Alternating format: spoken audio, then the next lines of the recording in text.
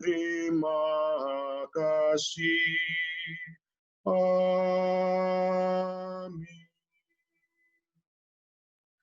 Saudara sekalian, kita akan bersama-sama untuk masuk di dalam pembahasan kita hari ini.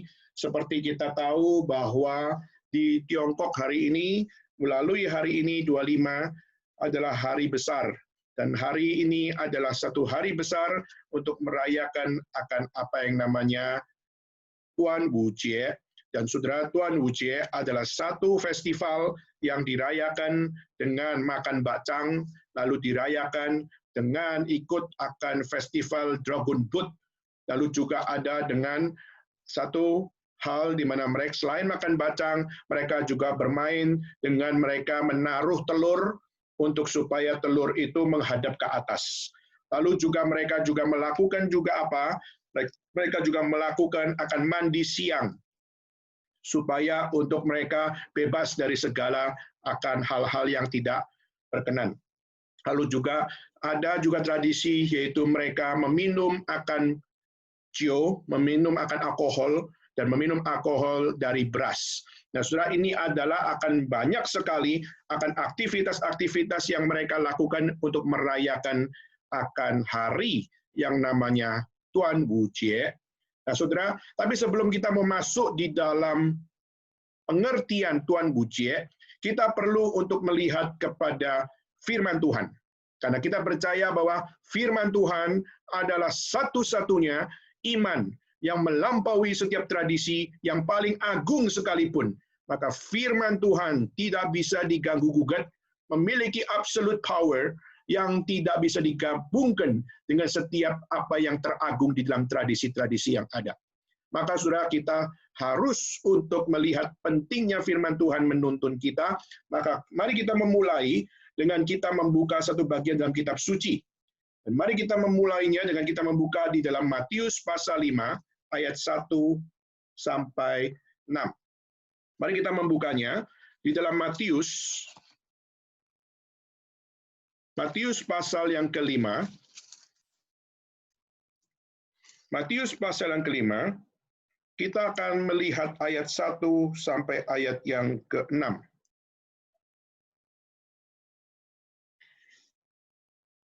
Saya akan membacakan untuk sekalian. Matius pasal 5 ayat 1 sampai ayat yang ke-6. Ketika Yesus melihat orang banyak itu, naiklah ia ke atas bukit dan setelah ia duduk, datanglah murid-muridnya kepadanya. Maka Yesus pun mulai berbicara dan mengajar mereka, katanya, "Berbahagialah orang yang miskin di hadapan Allah, karena mereka lah yang empunya kerajaan surga. Berbahagialah orang yang berduka cita, karena mereka akan dihibur. Berbahagialah orang yang lemah lembut, karena mereka akan memiliki bumi. Berbahagialah orang yang lapar dan haus akan kebenaran, karena mereka akan dipuaskan." Dan saudara bisa nanti lanjutkan di dalam pembacaan yang lain. Nah, saudara, ini adalah satu ayat yang menunjukkan kepada kita bahwa apa yang diajarkan oleh Yesus adalah sesuatu yang sangat penting di dalam sejarah. Dan kita melihat Yesus melayani Tuhan selama 3 tahun. Dan di dalam pelayanan Yesus selama 3 tahun, orang banyak mengikuti dia. Saudara, orang banyak mengikuti dia. Dan waktu kita melihat begitu banyak orang mengikuti dia, dan disitulah mereka mengikut dia, karena mereka mau mendengar akan apa yang diajarkan oleh Yesus Kristus. Pertanyaannya adalah, bukankah kita melihat di zaman itu sudah ada para ahli Taurat dan orang-orang Farisi? Bukankah mereka adalah orang-orang yang cukup kompeten, khususnya di dalam membicarakan pengajaran? Kenapa justru pengajaran harus dibicarakan di luar akan bait suci? Bukankah bait suci adalah tempat Tuhan bersemayam? Bukanlah bait suci adalah tempat kebenaran diberitakan? Tapi justru kita melihat Yesus Kristus, dia melihat orang itu banyak mengikuti dia. Maka di situ Yesus mulai berbicara dan mengajar. Dan saudara, kalau melihat pengajaran yang dibicarakan oleh Yesus Kristus adalah satu pengajaran yang kita bisa katakan adalah tidak sejalan dengan apa yang dibicarakan oleh orang-orang di dalam bait suci. Saudara, orang-orang di bait suci, mereka mengajarkan kepada setiap orang-orang untuk apa? untuk bagaimana mereka menjalankan segala sesuatu menurut dengan hukum Taurat. Dan kita melihat orang-orang yang mengikuti hukum Taurat itu, mereka juga diberikan akan hukum yang lain. Yaitu apa, saudara? Yaitu mereka diberikan akan 1.500 lebih akan hukum-hukum kecil yang menjadi akan satu bagian.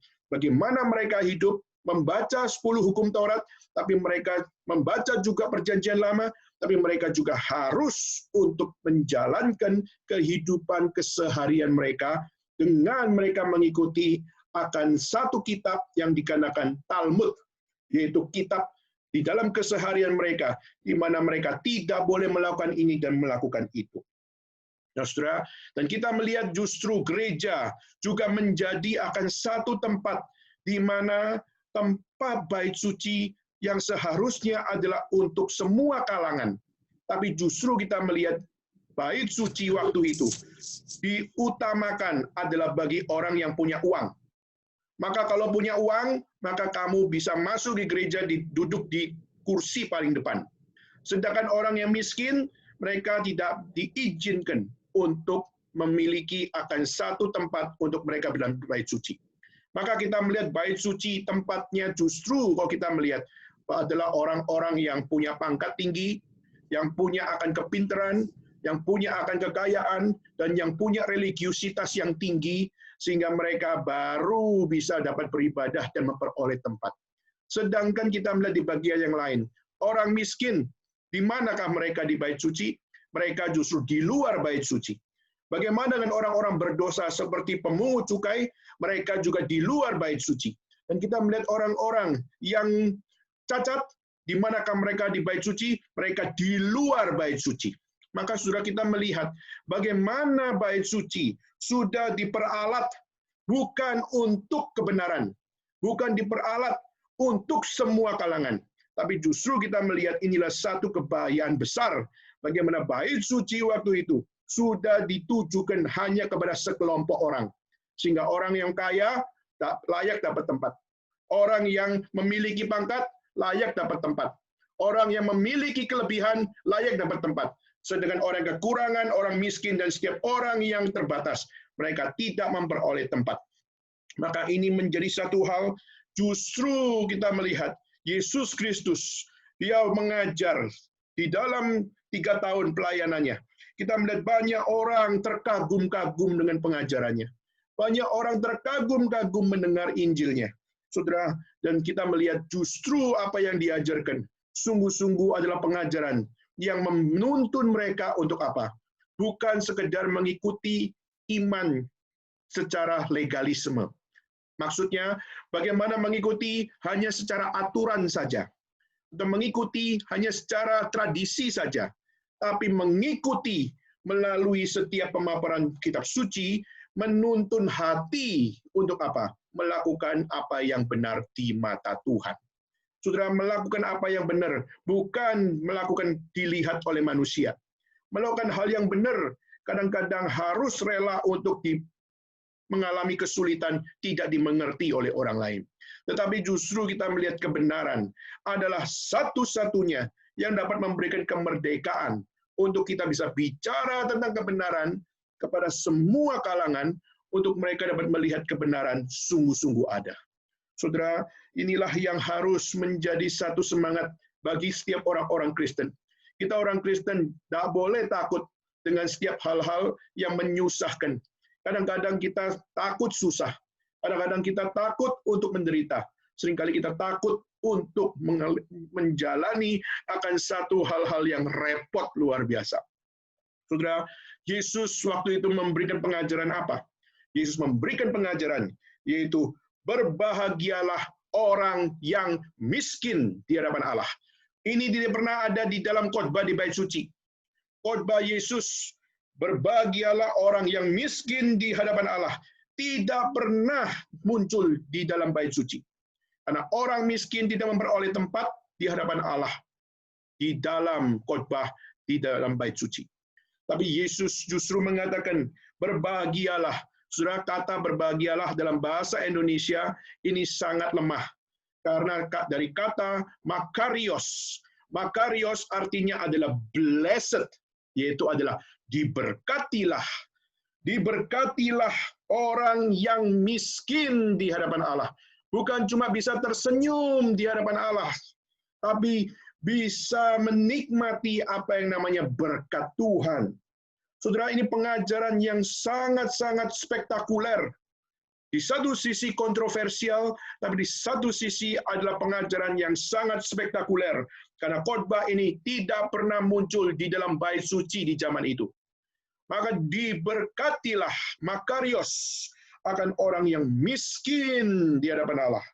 Mana mereka yang ampunya kerajaan surga. Maka siapa bilang bahwa kerajaan Allah hanya diberikan bagi orang kaya, diberikan kepada orang yang punya pangkat, diberikan kepada orang yang rajin ke gereja. Saudara, rajin ke gereja belum tentu memperoleh kerajaan Allah. Maka ini menjadi satu pengajaran yang spektakuler luar biasa. Berbahagialah engkau yang miskin di hadapan Allah, karena engkau adalah yang ampunya kerajaan surga. Saudara, di sini kita bisa melihat khotbah Yesus melawan tradisi khotbah di zaman itu. Khotbah Yesus justru menunjukkan betapa khotbah tradisional yang ada di zaman itu adalah khotbah yang hanya didasarkan dari nenek moyang, tapi tidak pernah mengikuti akan pimpinan Tuhan. Saudara, ini sebuah peringatan bagi setiap pendeta-pendeta, peringatan bagi setiap hamba-hamba Tuhan. Apakah engkau mengkhotbahkan apa yang sungguh-sungguh dari Tuhan? Atau kita hanya belajar dari komentari ini, komentari itu, lalu semua kita baca, sungguh-sungguh itulah sebuah hikmat, tapi kita tidak melihat pimpinan Tuhan untuk membicarakan itu di depan jemaat. Saudara, ini menjadi sebuah self-kritik yang harus ada di dalam setiap orang-orang percaya. Dan kita harus self-kritik, apakah selama ini saya jangan-jangan jadi reform adalah karena saya tradisional reform, atau justru saya menjadi reform karena Tuhan yang memilih saya untuk menjadi reform. Maka saudara, ini menjadi satu hal yang harus jelas. Jika kita hanya menjadi seorang reform, tapi karena kita mengikuti tradisi, maka kita cuma adalah budak dari tradisi. Tapi kita justru menjadi seorang reform, kita tahu sungguh-sungguh menjadi reform bukan pilihan saya, tapi menjadi reform adalah karena Tuhan yang sudah memilih saya, maka disitulah saya mengikuti pimpinan Tuhan. Maka sudah ini menunjukkan pada saat itu khotbah dari Yesus Kristus adalah khotbah yang sangat-sangat kontroversial, yang sangat akan melawan tradisi waktu itu, tetapi bukan karena tradisi itu adalah sesuatu yang harus dilawan. Karena justru kita melihat tradisi ada untuk takluk di hadapan Tuhan Allah. Tapi justru kita melihat pada waktu itu, siapakah ahli Taurat, siapakah orang-orang Farisi, mereka justru memutlakkan tradisi menjadi barometer membaca segala sesuatu. Mereka menjadikan tradisi dari orang Farisi dan ahli-ahli Taurat, mereka menjadikan tradisi menjadi akan standar untuk melihat segala sesuatu. Sehingga kita melihat Talmud dibuat oleh mereka adalah untuk supaya seluruh jemaat, seluruh orang-orang yang ada dalam bait suci, seluruh orang-orang Yahudi, mereka semua mengikuti apa yang mereka katakan, tradisi yang dinyatakan oleh Tuhan kepada bangsa pilihannya, yaitu yang adalah bangsa Israel. Saudara, kalau melihat juga kedua, berbahagialah orang yang berduka cita. Saudara, orang yang berduka cita justru dikatakan adalah orang yang berbahagia. Atau lebih tepatnya, justru orang yang berduka cita justru adalah yang diberkati. Saudara, orang berduka cita adalah orang-orang yang sedang mengalami masalah. Orang yang berduka cita adalah orang yang sedang menghadapi tantangan. Orang yang berduka cita itulah orang yang sedang lemah sebenarnya. Tetapi justru orang lemah yang menangis, yang capek, justru Tuhan berkata, diberkatilah mereka yang capek, diberkatilah mereka yang berduka cita. Berduka cita sesuatu yang merasa kehilangan, berduka cita karena sudah kerja keras tapi nggak direspek sama orang, berduka cita karena sudah melakukan hal yang baik, tapi orang tidak bisa melihat kebaikannya. Justru dikatakan diberkatilah orang yang seperti itu. Kenapa? Karena penghiburan dari Tuhan akan datang bagi mereka. Saudara, ini menjadi satu hal. Pengajaran seperti ini, ada nggak di bait suci waktu itu? Tidak ada. Kita tidak pernah melihat catatan di dalam Talmud, kita tidak pernah melihat catatan di dalam sejarah Yahudi membicarakan akan tema-tema seperti ini. Justru tema mereka adalah, kalau kamu di hari Sabat, kalau melihat ada binatang yang jatuh di selokan, maka jangan kamu tolong. Biarkan dia mati. Tapi apa? Pokoknya di hari Sabat kamu tidak boleh melakukan segala sesuatu. Kalau misalnya dalam keluarga kita ada sakit, ada orang tua kita sakit, maka di hari Sabat dia sakit, dan dia sakit keras, maka apa yang harus dilakukan? Menurut tradisi, yaitu apa?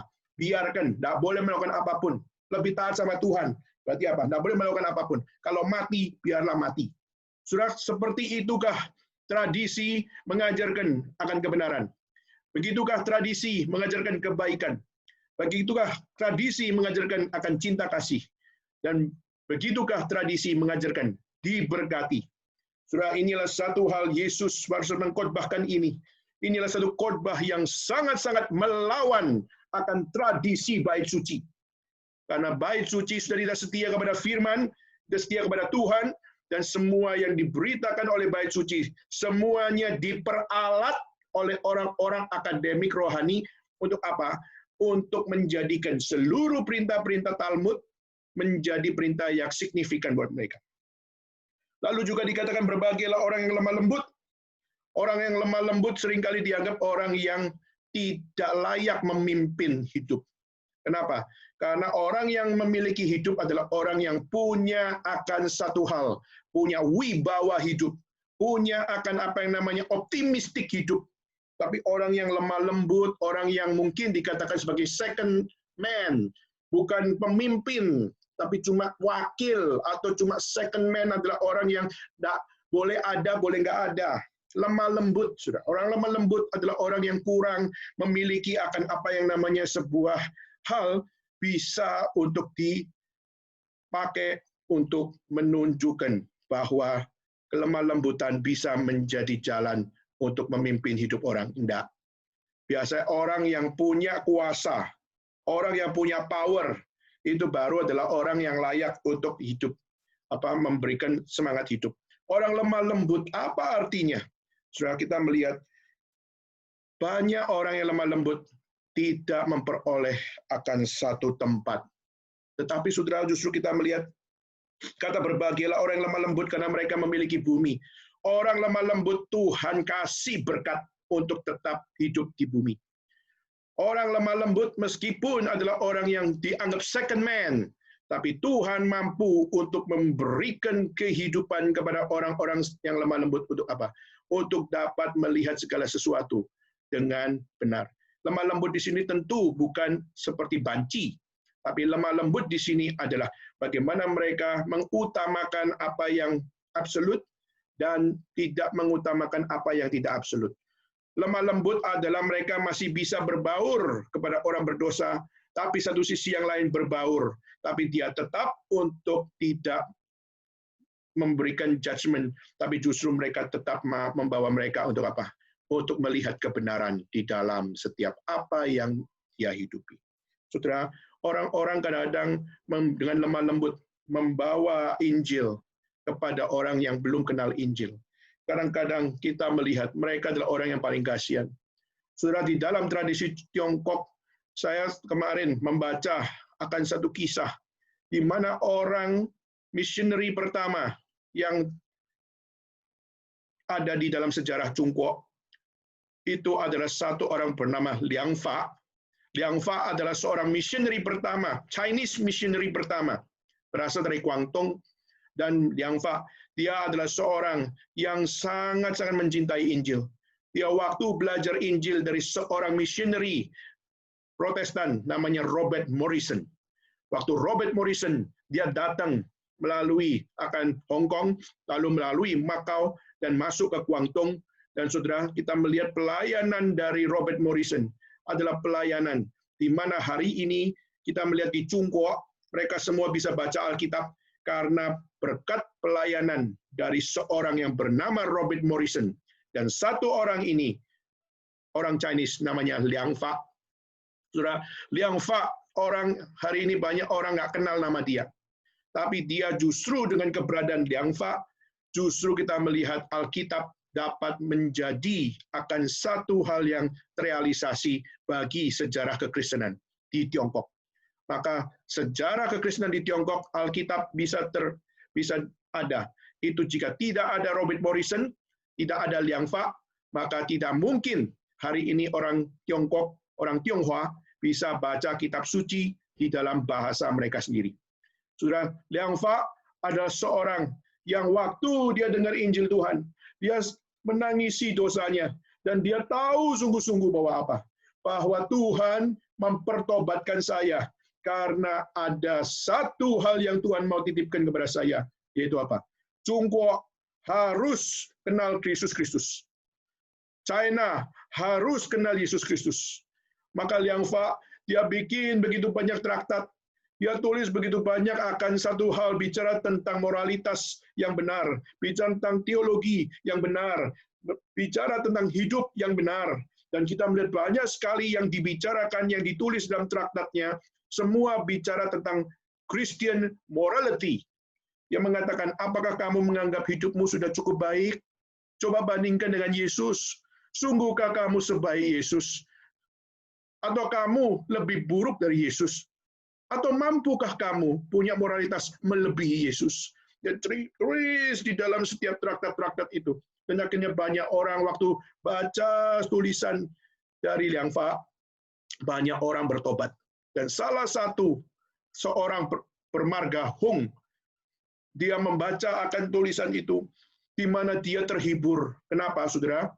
Dia terhibur karena dia sudah ujian negara, sudah 3 kali, bahkan mungkin 5 kali, sudah ujian negara, karena menjadi scholar, menjadi seorang yang melayani pemerintah, menjadi akan orang yang seperti kalau di sekarang itu seperti pegawai negeri.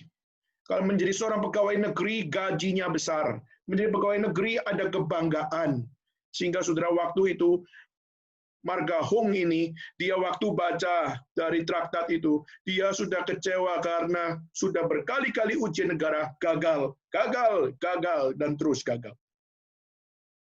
Tapi justru waktu dia baca tulisan dari Liang Fa, langsung dia merasa akan satu hal, yaitu apa? Aku tertegur karena aku adalah orang yang sebenarnya di mata dunia ini, aku adalah orang yang nggak dipandang. Aku dianggap bodoh. Aku dianggap orang kampung. Aku dianggap orang yang nggak punya akan masa depan. Tapi Tuhan justru mau mengasihi saya orang kayak begini. Tuhan mau mengasihi saya orang yang lemah ini. Dan bahkan aku dipanggil oleh Dia, aku adalah anaknya. Aku adalah saudaranya. Aku adalah keluarganya. Karena Dia mengasihi aku. Dia sahabatku. Maka Dia mau memberikan yang terbaik bagiku. Siapa yang mau memberikan yang terbaik bagiku? Tidak ada. Saudara, kalau kita stop ceritanya sampai di sini, mungkin kita akan merasa bahwa, wah, puji Tuhan, traktat ini sudah memenangkan satu jiwa, dan kita bersyukur, oh puji Tuhan, kalau firman Tuhan bisa membawa hidup seseorang, bisa percaya kepada Kristus. Saudara, jika cerita itu selesai sampai di situ, maka segala sesuatu akan menjadi happy ending. Tetapi justru kita melihat realitanya enggak. Waktu Marga Hung ini membaca, lalu dia melihat, aku percaya pada Kristus, aku percaya kepada Yesus. Tapi satu sisi yang lain, dia percaya pada Yesus, tapi satu sisi yang lain, dia membaca seluruh Alkitab, dan waktu dia membaca Alkitab, dia melakukan satu perbuatan yang tidak sepatutnya, yaitu apa? Marga Hung ini justru melakukan satu hal, yaitu apa? Dia membaca seluruh kitab suci, dan akhirnya dia memilah mana yang dia suka, mana yang dia nggak suka. Saudara, bahaya luar biasa. Alkitab justru diberikan kepada seseorang untuk supaya kita mengikuti seluruh apa yang diajarkan kitab suci. Tapi justru yang dilakukan oleh Marga Hong ini ada yaitu apa? Dia waktu membaca kitab suci, yang suka dia centang, yang tidak suka dia crossing. Dan akhirnya apa yang terjadi? Akhirnya seluruh kitab suci dibaca, lalu dengan satu pemikiran yang dia pikir sendiri, tidak mau kembali kepada penafsiran yang sesungguhnya, tapi mengikuti penafsiran sendiri, dan akhirnya apa yang saudara? Dia membuat tradisi sendiri. Dan salah satu tradisinya yaitu adalah dia menganggap, aku ini saudaranya Yesus. Maka siapa yang berani melawan aku, kau sedang melawan Yesus. Maka satu sisi kelihatannya benar, Yesus sahabat kita kan, dan Yesus mau bersama-sama kita menerima kita, yes. Tapi satu sisi yang lain dia mengatakan bahwa apa? Yang berani melawan aku melawan Yesus. Maka apa? Maka yang berani melawan aku mati. Maka yang berani melawan saya binasa. Yang berani melawan saya, maka apa? Kamu harus dihancurkan. Maka sudah dia bangun pemberitaan Injil, cara pemikiran sendiri. Akhirnya apa? Akhirnya di wilayah Guangdong, wilayah akan Guangxi, akhirnya dia memberitakan Injil bikinan dia. Dan kurang lebih 200.000 orang dalam waktu 3 bulan bertobat kepada Injil dia. Sudah pikirkan. 2 bulan bisa memberitakan kepada 200.000 orang dan bertobat mengikuti Injil palsunya dia. Sudah hari ini kita lihat Jakarta melakukan Bible Camp Nasional. Kita melihat 10.000 orang ikut secara online. Saudara, tidak sebanding dengan apa yang dilakukan oleh Marga Hong ini. Di dalam 2 bulan, dia memberitakan di Provinsi Guangdong, Provinsi Guangxi, dan kita melihat 200.000 orang dalam waktu 2-3 bulan. Saudara, dan akhirnya menjadi tentara, dan akhirnya menjadi satu sekte sesat, dan akhirnya melakukan revolusi, dan melawan akan pemerintah dinasti Qing. Saudara, mungkin sudah bisa menebak apa yang terjadi. Yang terjadi adalah revolusi yang dinamakan adalah Taiping Revolution. Revolusi Taiping, di mana seorang yang dipengaruhi oleh kekristenan, seorang anak muda yang dipengaruhi iman Kristen, tapi diperalat oleh dirinya sendiri. Dan dijadikan akan Injil bikinan dia sendiri. Dibikin akan Injil sesuai interpretasi sendiri. Dan akhirnya Injil dirusak, dan akhirnya kita melihat hari ini kenapa orang Tionghoa paling susah diberitakan Injil. Karena mereka mengingat pernah ada terjadi kegilaan orang yang menamakan orang Kristen. Kegilaan orang yang namanya saudaranya Yesus. Melakukan perlawanan dengan dinasti Qing. Dan yang terjadi yaitu siapa yang menang? Yang menang bukan Marga Hong ini. Yang menang adalah dinasti Qing. Dan setelah dinasti Qing menang, maka dipermalukanlah kekristenan. Sehingga kita melihat banyak orang Tionghoa waktu dengar tentang Kristen langsung bilang antek-antek imperialisme Barat. Kenapa, Saudara? Karena sejarah Taiping adalah satu sejarah yang mempermalukan kekristenan di dalam tradisi Tiongkok yang sampai pada hari ini menunjukkan bobroknya orang-orang Kristen. Saudara, ini satu revolusi yang kita harus untuk ingat. Orang Kristen dengar Injil, apa salahnya Liang Fa bikin akan traktat? Traktat dibikin untuk supaya orang kenal Yesus yang benar. Tapi justru Liang Fa, justru waktu dia bikin traktat itu, salah satu yang terima justru memperalat seluruh apa yang ada pada traktat tersebut. Sehingga apa? Sehingga waktu traktat itu dibaca orang, lalu dimengerti dengan salah oleh orang, Liang Fa nggak bisa bela diri. Kenapa? Liang Fa sudah mati. Saudara, ini menjadi pelajaran yang saya gumulkan 2 hari terakhir ini. Hari ini kita melayani Tuhan, apakah sungguh-sungguh orang yang dengar Injil yang kita beritakan, sungguh-sungguh dia adalah yang ya dan amin, hidup di dalam iman yang benar. Atau justru waktu sudah dengar firman, sudah dengar khotbah, sudah dengar akan setiap apa yang sungguh-sungguh dari Tuhan, Tapi justru kita yang menanggap, kita yang terima, justru kita adalah orang yang melawan. Dan kita setiap khotbah kita diperalat, lalu akhirnya disesuaikan dengan kemauan sendiri, lalu disesuaikan dengan kemampuan pikirannya sendiri, lalu akhirnya dirusak habis oleh mereka. Maka saudara, kadang-kadang jika itu terjadi, saya membayangkan perasaan dari Liang Fa. Saya membayangkan, Liang Fa, kau memberitakan Injil dengan hati yang sungguh-sungguh melayani Tuhan. Engkau sungguh-sungguh mengasihi Tuhan. Engkau sungguh-sungguh mengasihi Injil Tuhan. Tapi setelah orang terima, mungkin ada orang yang akan mengecewakanmu. Akan ada orang yang memperalat semua imanmu. Orang akan mempermalukan akan Injil yang kau beritakan. Saudara, saya waktu membayangkan seperti ini, saya bayangkan diri saya sendiri. Saya kurang lebih sudah 19 tahun melayani di Tiongkok, di Taiwan, di Hong Kong. Sudah beratus-ratus orang ikut di dalam ibadah. Tetapi pertanyaannya adalah, dalam seluruh apa yang dikerjakan, di manakah mereka hari ini? Mereka yang datang ke Chungko untuk sekolah, setelah pulang, apa yang terjadi pada mereka? Kerohanian mereka bagaimana? Apakah Tuhan masih memimpin hidup mereka? Atau jangan-jangan ada dari mereka yang meninggalkan Tuhan?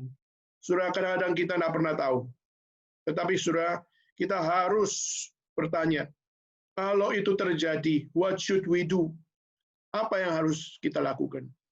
Saudara, hidup kita memberitakan Injil ada batasnya. Mungkin umur begitu pendek, atau mungkin umur begitu panjang. Tapi waktu umur yang pendek, umur yang panjang, apa yang mesti kita kerjakan? Maka saya hanya bertanya kepada Tuhan. Kalau Liang Fa bisa mengalami hal seperti ini, maka siapapun bisa menghidupi akan hal seperti ini. Kalau gitu harus bagaimana? Maka saudara, justru Tuhan mengajarkan kepada kita tentang apa yang akan terjadi nanti, kau tidak akan pernah tahu. Apa yang akan terjadi di dalam masa depanmu, kau tak akan pernah tahu. It's none your business. It's none of our business. Tetapi yang kau harus kerjakan adalah, apakah hari ini kau kerjakan untuk Tuhan? Apakah apa yang kamu lakukan sungguh-sungguh menyukakan hati Tuhan? Fokuslah di dalam setiap apa yang kau kerjakan, yang terbaik bagi Tuhan, hari demi hari, waktu demi waktu, sampai pada waktumu tiba, waktuku tiba. Maka setelah semua waktu sudah selesai, maka Tuhan akan memberikan kepada kita masing-masing penghiburan, bahwa waktumu sudah selesai, maka masuklah ke dalam kerajaanku, masuklah ke dalam surga, dan setelah itu, yang sudah mendengar Injil akan melanjutkan apa yang kau kerjakan. Maka jangan engkau khawatir jika ada orang yang memang harus melakukan hal yang bertentangan. Tetapi apa yang kau bisa kerjakan, kerjakan sebaik-baiknya. Apa yang terjadi nanti bukan urusanmu. Tapi Tuhan akan make it possible. Untuk apa? Untuk tetap berkarya melalui orang-orang yang lain. Saudara, melihat khotbah-khotbah dari Yesus Kristus, berbahagialah orang yang lapar dan haus akan kebenaran, maka mereka akan dipuaskan. Orang lapar, orang miskin, tidak pernah punya tempat di bait suci. Bait suci hanya bagi tempat orang yang bisa menyediakan makanan. Sedangkan orang yang nggak punya makanan, mereka tidak boleh masuk di dalam bait suci. Bait suci hanya bagi tempat orang yang memiliki akan kelebihan. Orang yang mengalami kekurangan boleh masuk, tapi hanya di tempat tertentu. Tetapi justru, saudara, Alkitab Yesus Kristus mengatakan, diberkatilah atau berbahagialah orang yang lapar dan haus akan kebenaran, karena mereka akan dipuaskan. Saudara, kata lapar dan haus bukan bicara tentang makanan secara fisikal, tapi berbahagialah orang yang mau dengar Injil, yang mau memahami Injil, mau menelaah Injil. Karena apa? Orang yang terus mau makan dan minum akan kebenaran, kepuasan akan diberikan meskipun hidup di dalam hal di mana mereka mungkin hidup dalam penderitaan. Saudara masih bisa dibaca dengan sampai ayat 12. Tapi paling tidak satu hal yang saya mau katakan. Apakah Tuhan Yesus anti terhadap tradisi? Apakah Yesus adalah anti bait suci? Apakah Tuhan Yesus anti terhadap setiap apa yang sudah diturunkan dari Abraham? Jawabannya adalah tidak. Tuhan Yesus tidak anti dengan tradisi. Tuhan Yesus tidak anti dengan setiap apa yang menjadi akan legacy. Tetapi saudara, Tuhan Yesus mau mengajarkan, mau mengingatkan bahwa apa? Tradisi itu penting, penting. Tradisi itu adalah sesuatu yang bisa mengajarkan kebenaran. Yes, tradisi bisa mengajarkan kebenaran. Tapi tradisi itu ada batasnya. Kenapa? Karena tradisi, jika tidak dibatasi, maka tradisi bisa menjadi akan hal yang absolut. Padahal tradisi bukan sesuatu yang absolut. Tradisi adalah banyak hal adalah dari culture manusia. Maka Yesus justru kenapa mengkhotbahkan hal yang berbeda dengan apa yang dikhotbahkan di dalam bait suci? Karena tradisi bait suci sudah dipermainkan oleh manusia yang mengabsolutkan setiap pemikiran, pelakuan, dan pengalaman mereka. Maka perintah Allah sudah digeser. Maka itulah kenapa Yesus memberitakan khotbah di bukit. Karena mau mengajarkan bahwa tradisi penting, yes. Tapi ketahuilah, perintah Allah melampaui tradisi. Perintah Allah melampaui setiap apa yang diturunkan dari Abraham. Dan semua tradisi di situ harus tahu diri bahwa tradisi harus di bawah perintah Allah. Karena perintah Allah melampaui tradisi, maka semua tradisi harus takluk di bawah perintah Allah. Maka di sini kita harus percaya firman Tuhan itu bukan produksi budaya. Khotbah bukan produksi budaya. Tapi justru firman Tuhan, khotbah itu melampaui budaya. Maka itulah kenapa firman harus memiliki tempat lebih tinggi daripada budaya. Jika tidak, maka firman akan menjadi budak bagi budaya. Kalau khotbah melampaui akan budaya, maka menunjukkan bahwa firman Tuhan adalah yang lebih tinggi daripada setiap tradisi. Tapi jika tidak, maka khotbah seseorang di bawah budaya, maka budaya akan mengatur, budaya akan bertahta, budaya akan menjadi raja di atas firman, sehingga akhirnya firman bisa di-delete, bisa di-erase, dibuang, bisa dianggap boleh ada, boleh tidak ada, dan khotbah bisa diperalat oleh budaya yang berebut mana yang punya tahta lebih tinggi. Maka saudara, ini sesuatu yang kita harus untuk sadari. Firman Tuhan mengajarkan Yesus tidak anti tradisi, tapi dia mau menyatakan perintah Allah itu melampaui tradisi. Karena perintah Allah melampaui tradisi, maka semua tradisi harus sinkron dengan perintah Allah. Kalau tidak sinkron dengan perintah Allah, maka itu bukan tradisi yang benar. Kenapa? Karena kita percaya firman Tuhan itu di atas tradisi, bukan budak dari budaya. Maka tradisi harus dibaca di dalam konteks firman Tuhan. Karena firman Tuhan melampaui budaya. Saudara, saya akan menuju kepada next. Next-nya. Saudara, di dalam kekristenan, kita melihat ada akan 5 macam approach yang dimunculkan dari seorang bernama Richard Niebuhr. Ya, seorang bernama Richard Niebuhr, dia memberikan akan beberapa konsep tentang apa sih yang menjadi respon kita terhadap budaya.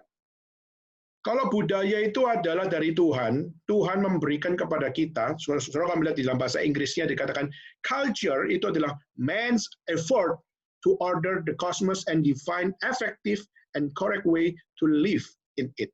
Yaitu adalah budaya adalah respon manusia terhadap setiap apa yang Tuhan ciptakan di dalam dunianya, lalu bagaimana membaca segala sesuatu, dan melakukan segala sesuatu, dan mewariskan segala sesuatu, itu semua adalah respon manusia. Jadi budaya itu respon manusia. Sekali lagi, budaya bukan akan Tuhan yang memutlakkan budaya.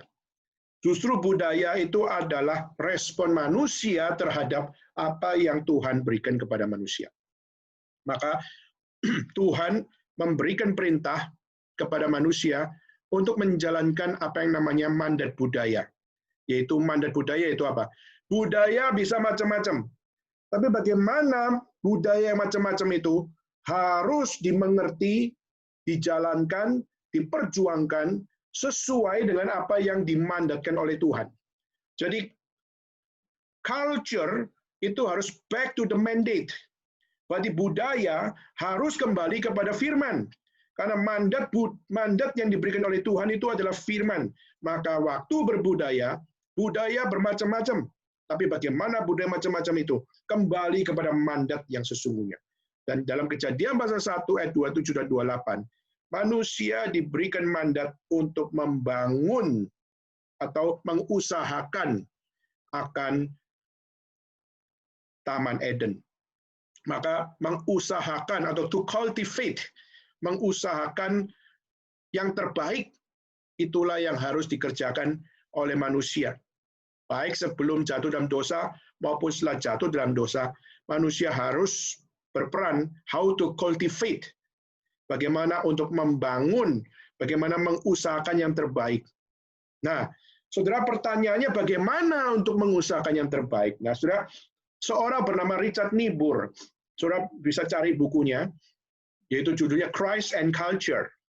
Nah, di dalam bukunya Christ and Culture, dia men-sharingkan tentang 5 approach to the confronting the world, yaitu bagaimana 5 approach untuk bagaimana kita membaca Kristus dan budaya. Nah, saudara, dia tawarkan akan 5 poin. Pertama adalah Christ against culture, yaitu bagaimana kita sebagai orang Kristen terhadap budaya, kita mesti bagaimana? Yang pertama yaitu Christ against culture, yaitu we must to protecting our faith. Kita harus memproteksi iman kita, maka dengan memproteksi iman kita, tidak boleh ada budaya. Jadi budaya tidak boleh ada di dalam hidup orang percaya.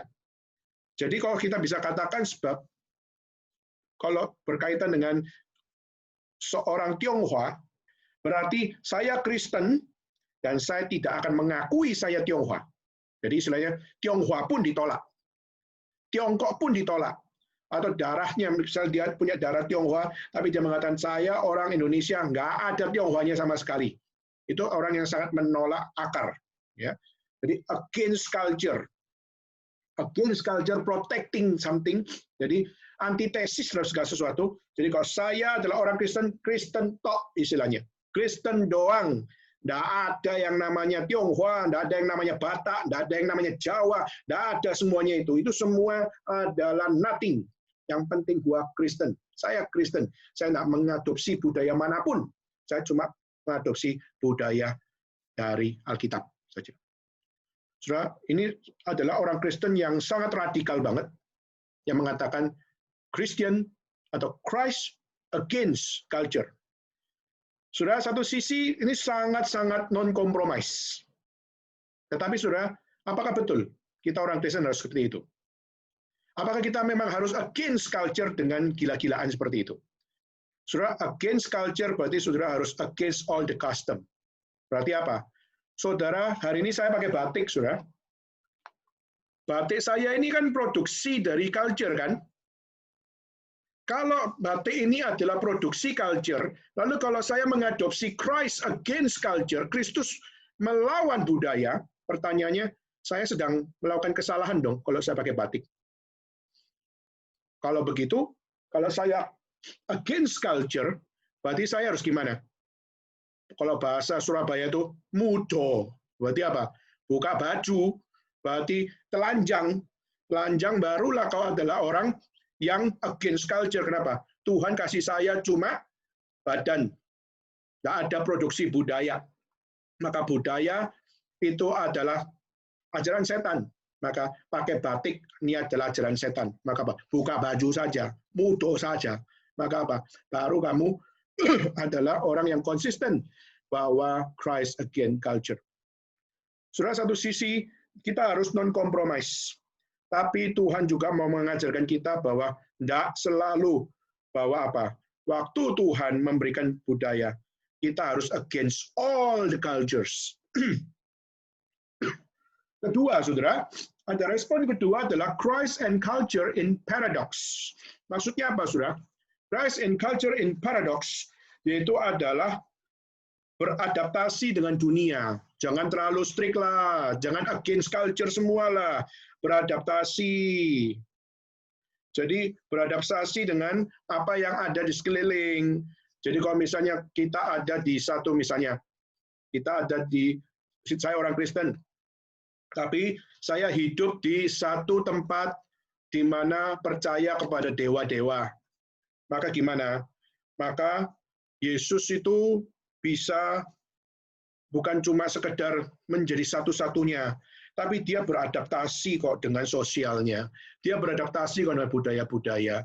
Jadi kelihatannya Kristus itu bisa berbaur. Contohnya adalah Kristus masuk ke Indonesia. Akhirnya Kristus pakai belangkon, akhirnya Kristus pakai batik, akhirnya Kristus pakai sarung, akhirnya Kristus pakai sandal. Dan akhirnya kita mengatakan, oh Yesus itu down to earth. Yesus itu masuk ke dalam budaya dan dia bercampur bersama. Saudara, dan juga banyak orang Kristen yang seperti itu. Contoh misalnya ada orang Kristen yang seperti Hudson Taylor. Hudson Taylor bule, tapi dia pakai baju Chinese, Chongsam, bukan Chongsam, pakai baju Chinese, lalu dibotakin separuh, lalu belakangnya digondrongin, mirip orang-orang Chinese zaman dulu, dan dia berbaur. Nah, itu adalah satu konsep Christ and culture in paradox, yaitu ada dua hal di mana kita hidup di dunia, tapi kita juga hidup di dalam Injil Tuhan. Maka akhirnya ada hal yang paradoks yang harus dilakukan. Dan sehingga banyak hal yang terjadi, yaitu apa, saudara? Yaitu banyak terjadi, yaitu segala sesuatu yang paradoks itu menjadi pertentangan. Jadi contohnya apa? Ini banyak dilakukan oleh orang Chinese, khususnya Katolik. Mungkin ini juga pergumulan orang Tionghoa yang ada di Indonesia. Kalau kita punya puo-puo, kita punya kungkung, adalah orang yang bukan percaya. Lalu mereka biasanya harus disembah oleh anak dan cucunya. Maka semua harus pegang hiu untuk sembah dia. Orang Kristen, satu sisi, nggak boleh pegang hiu. Tapi satu sisi yang lain, buat Tionghoa. Maka gimana? Ya sudahlah, ipan ke ini, ipan ke ta. Maka separuh ikut Kristen, separuh ikut agama leluhur. Akhirnya apa? Waktu pegang hiu, waktu pai-pai, akhirnya mereka melakukan. Aku orang Kristen, aku pegang hiu. Nggak bertentangan kok. Kenapa? Karena waktu aku pegang hiu, aku nggak doa untuk leluhur, tapi aku doa buat Tuhan. Saudara, banyak sekali orang-orang Katolik, orang-orang Tionghoa, khususnya di Chungguo, paling gampang jadi Katolik. Kenapa? Orang Katolik percaya bahwa budaya bukanlah masalah. Maka waktu kamu pakai segala macam budaya, kau tetap masih bisa untuk apa? Dengan budaya apapun, kau masih bisa koneksi sama Tuhan, connecting dengan Tuhan. Jadi kalau kamu pakai hiu, kamu doa, tapi doanya kepada Yesus itu tidak apa-apa. Oh ya, saudara, maka saudara, akhirnya kita melihat kekacauan banyak terjadi. Kenapa? Tidak bisa dibedakan mana Kristen, mana nggak Kristen. Nggak bisa dibedakan mana yang sungguh-sungguh, mana yang nggak sungguh-sungguh. Kenapa? Semua campur aduk di dalam paradoksnya. Lalu ketiga, yaitu Christ Transformer Culture. yaitu harus untuk bertobat dan harus untuk redeem all the cultural life for the glory of God. Jadi harus di-redeem. Harusnya itu maksudnya adalah harus di-convert. Berarti setiap budaya itu tidak boleh semua dimentah-mentah diterima. Tapi harus dilihat yang mana sesuai kitab suci, diterima. Yang tidak sesuai kitab suci, tidak diterima. Maka harus ada kitab suci yang menjadi standar dalam segala sesuatunya. Nah, saudara, ini sesuai dengan tema kita, yaitu redeeming culture. Adalah menebus dosa, menebus budaya. Nah, ini menjadi satu hal yang kita perjuangkan.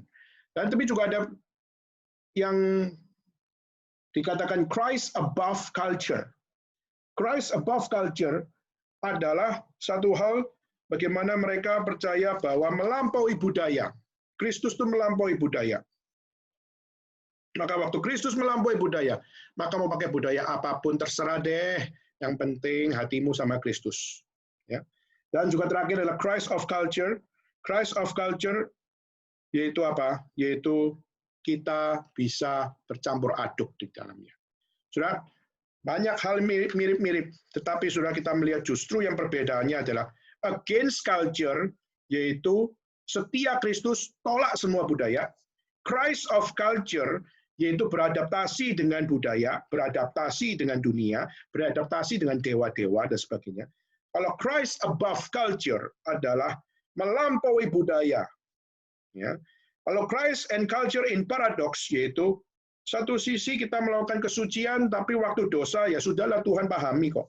Gitu ya. Dan Christ transforming culture, yaitu kita percaya firman Tuhan lebih tinggi daripada budaya, maka mengikuti apa yang ditetapkan oleh firman Tuhan, itu yang harus dikerjakan. Yang tidak sesuai dengan firman Tuhan, harus ditolak. Maka itu adalah respon orang-orang Kristen, khususnya di dalam memandang Kristus dan budaya. Nah sekarang, saudara, kita sekarang akan masuk di dalam Tuan Wu Jie. Ya. Tadi kita sudah melihat kepada bagaimana orang Kristen seharusnya untuk memandang segala sesuatunya. Nah, saya percaya kita dipanggil adalah untuk menebus budaya. Kita dipanggil karena kita percaya Kristus menebus budaya. Tidak semua budaya adalah benar, tapi juga tidak semua budaya semua berada di dalam jalan yang salah. Jadi ikuti akan apa yang Kristus nyatakan, maka waktu Kristus menyatakan mana yang sesuai firman Tuhan, itu yang harus kita ikuti semua. Tapi kalau tidak sesuai firman Tuhan, maka kita harus jauhi. Dan kita perlu belajar melihat bahwa Kristus melampaui semua. Oke, sedang kita next, saudara. Kita akan masuk di dalam apa yang menjadi pengertian dari Tuan Wu Jie. Saudara, saya nggak tahu hari ini Tuan Wu Jie itu dimengerti sebagai hari apa. Coba mungkin saya minta 2 orang sharing ya, supaya tidak saya terus yang bicara. Saya minta 2 orang coba sharing. Pertama saya minta untuk 1 orang, yaitu Jasmine.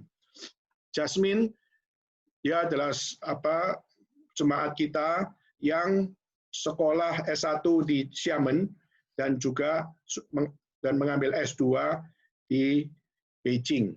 Nah, saudara, coba Jasmine bisa sharing dikit. Tuan Wu Jie itu adalah hari apa?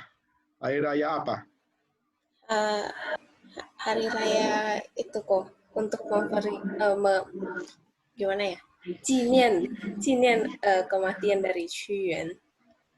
Cinian kematian dari Qu Yuan, oke. Ya, karena hari itu dia lompat ke apa namanya? Ciang itu apa ya bahasa Indonesia? Ke sungai. Kali sungai, ya gitu. Dia lompat ke sana. Jadi tradisi kita makan bakcang itu ya dari situ, karena orang-orang takut kalau dia kelaparan kan, kalau dia udah mati. Jadi mereka buat bakcang, terus mereka lempar-lempar ke air gitu. Jadi tradisinya dari sana. Oke, kalau boleh tambahin, Dragon Boat itu gimana? Dragon Boat, aku kurang tahu kok. Oke, thank you. Nah, sekarang coba satu lagi, anak Beijing juga, Richard. Coba, Richard. Menurut kamu Tuan Wuce itu bicara tentang apa? Merayakan apa? Kan hari ini kalian yang di Beijing lagi libur. Ya, sekarang liburnya Tuan Wuce. Menurut kamu Tuan Wuce itu apa yang dirayain? Silakan.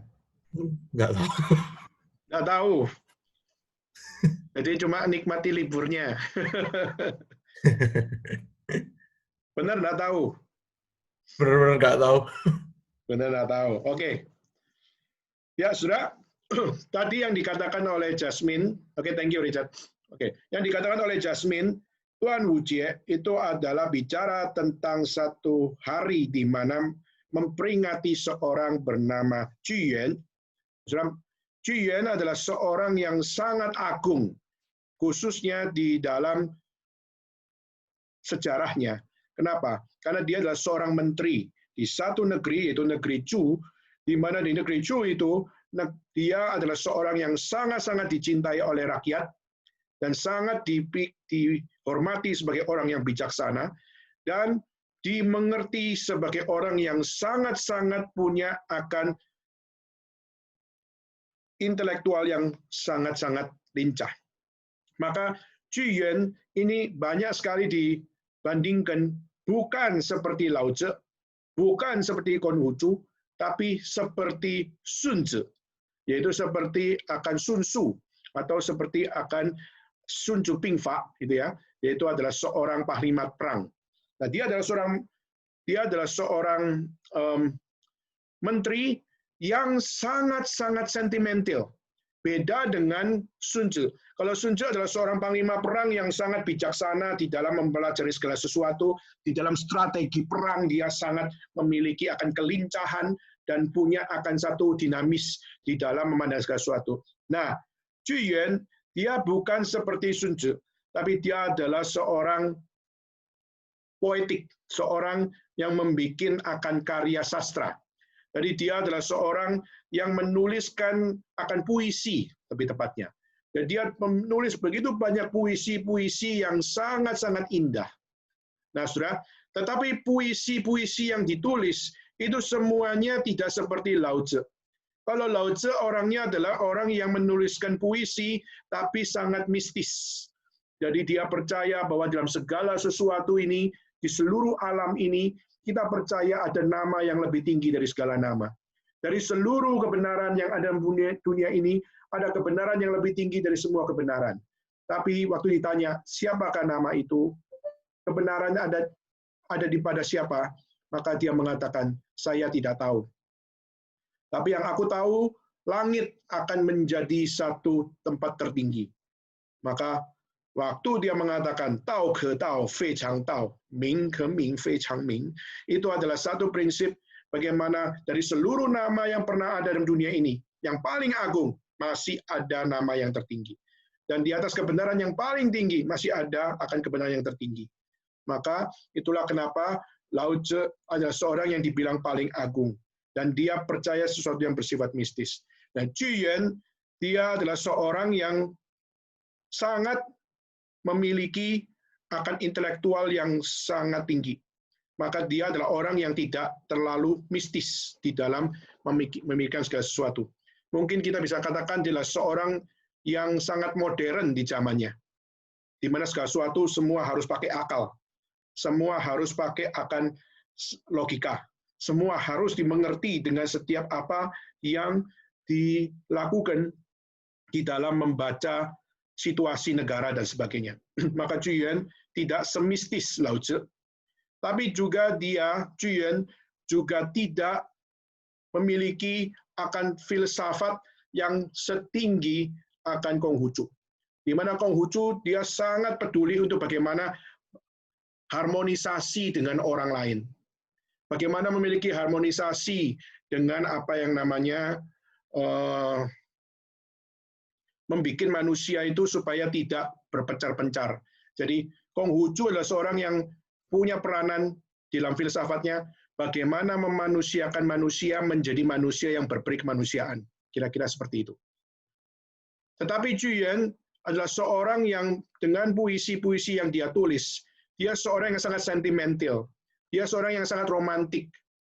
Dan di dalam setiap tulisannya, kalau sudah bisa punya kesempatan, carilah akan puisi-puisi Zhu Yan. Sudah akan menemukan dari setiap tulisan-tulisan dari Zhu Yan, semuanya adalah satu tulisan yang sangat-sangat memberikan nuansa yang sangat halus.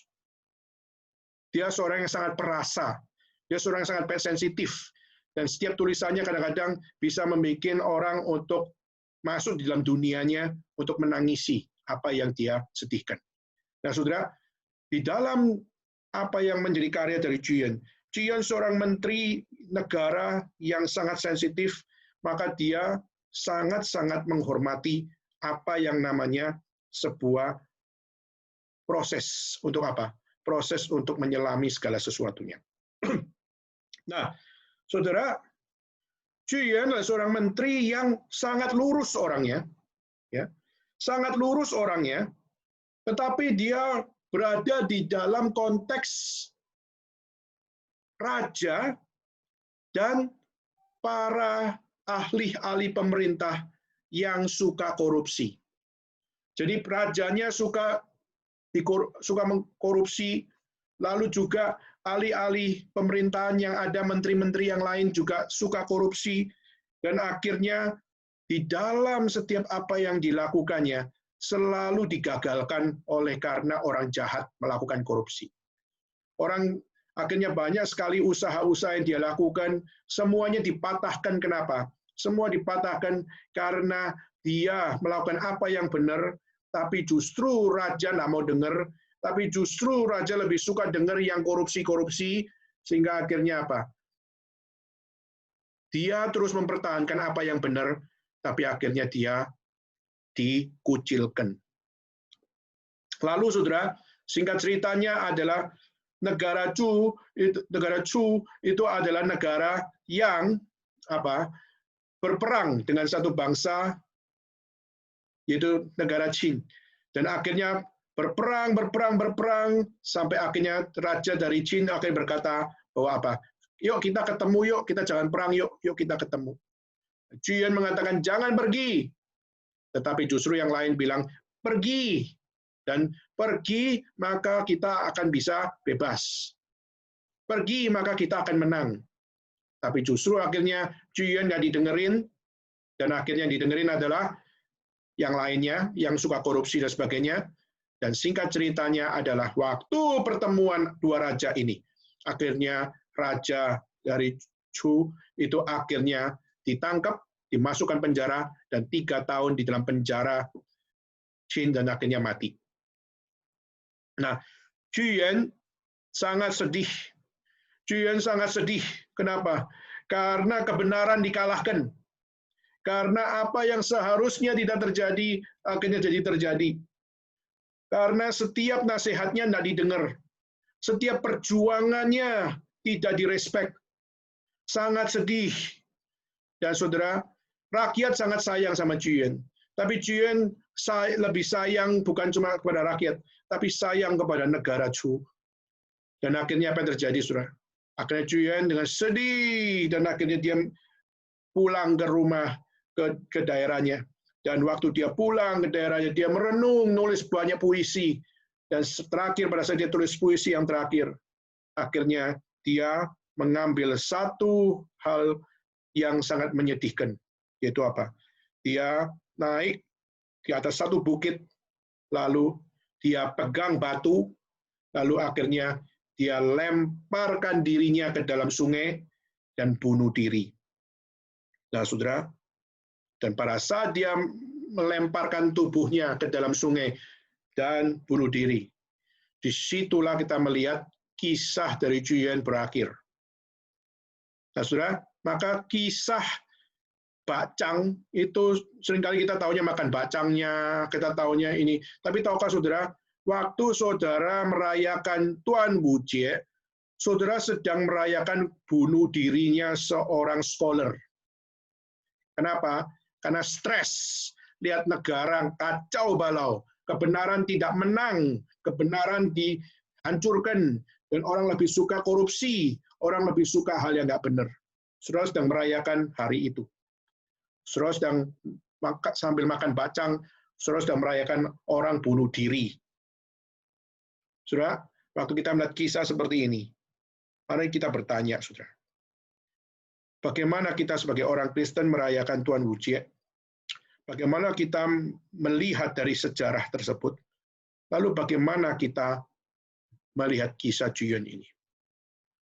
Apakah Juyun layak untuk menjadi inspirasi kita? Apakah waktu kita memperjuangkan kebenaran, kita mungkin bukan menteri, tapi kita adalah yang memperjuangkan kebenaran. Pertanyaannya, apakah kita harus meneladani Juyun, yaitu kalau saudara sudah berjuang sampai akhirnya orang tolak saudara, saudara sudah berjuang sampai akhirnya orang menghina saudara, sampai saudara disudutkan, maka saudara belajar meneladani Juyun, yaitu apa? Yaitu ambil batu, melompatkan diri ke sungai, dan akhirnya mati di sana. Apakah ini pelajaran kehidupan yang kita mau pelajari dari Tuan Wu Jie? Saudara, saya percaya ini bukan hal yang seharusnya menjadi kehidupan saudara dan saya. Justru waktu kita ikut di dalam hari nasional, libur nasional, kita melihat ini sebagai tokoh historik. Kenapa? Karena dia memperjuangkan apa yang benar, tapi tidak direspon oleh pemerintah. Bukankah ini juga banyak hal terjadi? Bukankah ini juga banyak hal yang dialami oleh banyak orang? Saudara, kalau lihat di dalam sejarah Tiongkok, saudara akan menemukan terlalu banyak kisah-kisah legenda yang berakhir seperti itu. Kalau saudara melihat di dalam 9 perempuan tercantik yang pernah ada di dalam dinasti Tiongkok, kita melihat 2 orang yang tercantik itu juga jatuh di dalam bunuh diri. Pertama, seorang bernama Wang Chaojun. Wang Chaojun itu adalah seorang perempuan yang cantik. Dan saudara, perempuan cantik zaman dulu itu bukan kurus ya. Tapi Wang Chaojun itu adalah perempuan yang cukup montok, cukup gemuk, tapi dianggap cantik. Nah, Wang Chaojun adalah seorang perempuan yang waktu dia masih muda, itu adalah seorang yang sangat cantik, tapi waktu akhirnya mau dijadikan selir dari raja, akhirnya yang tukang gambarnya mengatakan, kamu harus kasih saya uang. Kalau kamu kasih saya uang, saya akan gambarkan kamu cantik sekali. Maka kalau kamu kasih aku uang, aku gambarkan kamu dengan cantik sekali, maka kamu bisa dipilih raja jadi istri muda. Dia nggak mau, dan waktu dia nggak mau, akhirnya apa? Dia nggak dipilih sama raja. Sampai pada satu kali, raja melihat, wah, Wang Chaojun, siapa itu? Perempuan cantik itu, namanya Wang Chaojun. Akhirnya dia mengatakan, panggil dia. Dan akhirnya dijadikan istri. Tapi sebelum dia mau dijadikan istri, raja sedang bekerja sama dengan seorang dari Mongolia. Lalu akhirnya Mongolia mengatakan, oke, kita akan kerjasama, tapi kasih saya hadiah. Kasih saya wanita cantikmu itu, yaitu Wang Chaojun. Dia sedih luar biasa. Kenapa? Wang Chaojun dia mau terima Wang Chaojun jadi istrinya, tapi diminta sama raja demi kerjasama 2 negara. Akhirnya yang terjadi yaitu apa? Akhirnya Wang Chaojun dikasih kepada ini.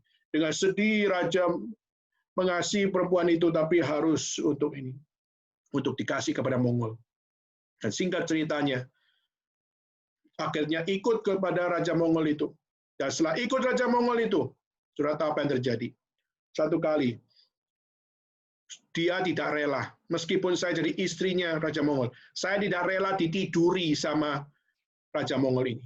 Maka akhirnya di dalam perjalanan menuju ke Mongol, akhirnya Wang Chaojun melakukan satu hal. Dia lompat ke sungai dan bunuh diri. Saudara, ini juga menjadi satu hal di mana kita melihat kisah-kisah banyak sekali. Dan juga ada satu cewek lagi, namanya Yang Kuifei. Yang Kuifei itu juga ada perempuan yang juga dikatakan sebagai salah satu dari 9 yang tercantik. Yang Kuifei ada kalau di film-film kurus, cantik, pinter nari. Saudara, zaman dulu yang pinter nari itu gemuk-gemuk. Ya, gemuk-gemuk pinter nari, itu luar biasa. Maka Dia justru adalah perempuan yang sangat cantik, disukai oleh raja juga. Tapi akhirnya singkat ceritanya bahwa dia dibenci oleh orang pemerintahan. Maka satu-satunya cara untuk supaya dia menyelamatkan raja, menyelamatkan pemerintahan, akhirnya dia bunuh diri.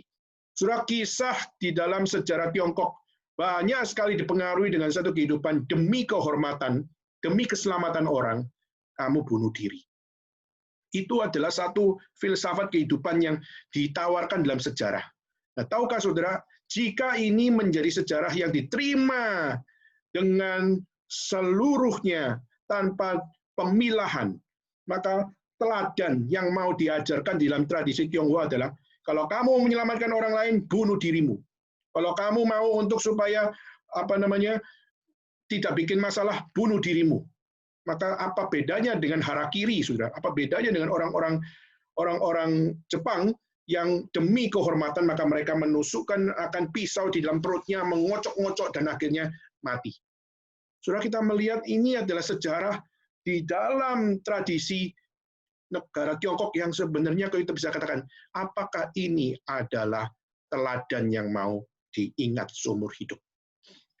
Saudara, tentu kita perlu belajar sejarah, karena sejarah itu bisa mengajarkan message-message yang baik. Tapi satu sisi yang lain, sejarah juga memuat hal-hal yang tidak sesuai dengan apa yang benar di mata Tuhan.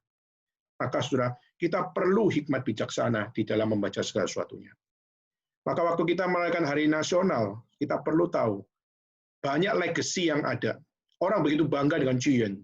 Tapi satu sisi yang lain, kita harus untuk belajar dari apa yang baik, tapi juga harus belajar dari kebodohan Juyen. Kita harus berani berkata Juyen seorang yang penuh bijaksana, memperjuangkan kebenaran, tapi tidak bijaksana di saat ditolak karena kebenaran. Maka ini harus menjadi hal yang seimbang. Kalau tidak, kita akan mendewakan dia, kita menganggap apa yang salah jadi benar, dan yang benar tetap benar, tapi yang salah menjadi benar, dan akhirnya semua kebenaran campur aduk. Kenapa? Karena tidak benar pun jadi benar. Oke, saudara, coba di dalam next-nya. Nah, di dalam next-nya ini menarik, saudara. Kenapa? Karena akhirnya banyak orang waktu memahami dengan Tuan Wujie, mereka merayakan dengan bacang, lalu merayakan dengan telur berdiri, lalu juga merayakan dengan apa yang namanya Dragon Boat Festival, lalu juga merayakan dengan minum baijiu dan sebagainya. Nah, saudara, saya tadi belum selesai. Setelah Juyen melompat masuk ke sungai dengan membawa batu supaya dia tidak ngambang, saudara. Waktu dia melakukan semuanya itu, rakyat langsung merasa kehilangan. Maka rakyat coba mencari Juyen, coba untuk mencari akan di mana dia berada, kalau bisa temukan mayatnya, kalau bisa temukan tubuhnya. Nah, saudara, kita melihat respon-respon yang dilakukan oleh masyarakat adalah mereka coba untuk berpikir, kalau misalnya seorang Juyen melompat ke mana? Ke laut atau ke sungai lebih tepatnya, maka apa yang akan terjadi? Nah, saudara, kepercayaan Tionghoa adalah di sungai itu ada yang namanya dewa air. Jadi, siapa bilang Aquaman itu cuma konsep dari Marvel atau DC, saudara. Tapi juga kita melihat di dalam Chinese culture, mereka juga percaya bahwa di dalam air itu ada dewa air. Bahkan naga air. Sudah. Nah, saudara, banyak penafsiran-penafsiran tentang legenda ini. Tapi saya mempercayai satu legenda ini dengan begitu banyak orang-orang yang berusaha untuk menafsirkan, dan mungkin salah satu penafsiran yang saya anggap tepat ini. Ya, ini saya bisa katakan bahwa legenda ini bisa benar, bisa salah. Ya. Tapi yang saya tangkap adalah pada saat Juyen melompat dari satu tebing menuju kepada sungai, dengan membawa batu dan akhirnya dia masuk ke dalam sungai di situ, maka rakyat coba mencari, tapi akhirnya mereka juga pikir gimana ya supaya kita bisa mencari dia. Kalau dia masuk dalam air pasti dimakan ikan. Kalau dia masuk dalam air, pasti akan dimakan dewa air. Maka akhirnya yang terjadi yaitu apa? Saudara lihat di gambar, pertama adalah bakcang yang dibikin dari nasi yang akhirnya juga ditutupi dengan apa yang namanya daun bambu, di mana para nelayan-nelayan itu, yang kebanyakan adalah nelayan, membawa akan bacang-bacang itu, lalu melemparkan bacang-bacang itu ke sungai. Melemparkan akan bacang-bacang itu ke sungai, kenapa? Supaya ikan-ikan lebih peduli kepada apa yang ada pada bacang itu. Tidak peduli untuk makanin akan tubuh dari Jian, tapi makan dari bacang-bacang tersebut. Jadi itu yang menjadi pemikirannya. Jadi waktu mereka lemparkan bacang-bacang berharap ikan jangan makan mayatnya dari Jian, tapi mereka makan dari nasi, dari ketan yang ada pada bacang-bacang tersebut. Nah, saudara, bacang di zaman dulu bukan bacang seperti sekarang, enak-enak, manis-manis, dan sebagainya. Saudara, saya pernah makan bacang di Indonesia, saya juga pernah makan bacang di China. Bacang di China nggak enak. Kenapa? Tawar, nggak ada manis-manisnya. Kalau kita melihat justru di Indonesia ada telur asinnya, ada dagingnya, ada manisnya, ada gulanya, maka bacang di Indonesia sangat enak. Kalau saya makan di China, justru bacang China justru membuat saya kepingin. Maka Tuan Ujie di China saya nggak makan bacang. Saya malah mimpikan apa yang ada bacang di Indonesia, di Jakarta, di Surabaya.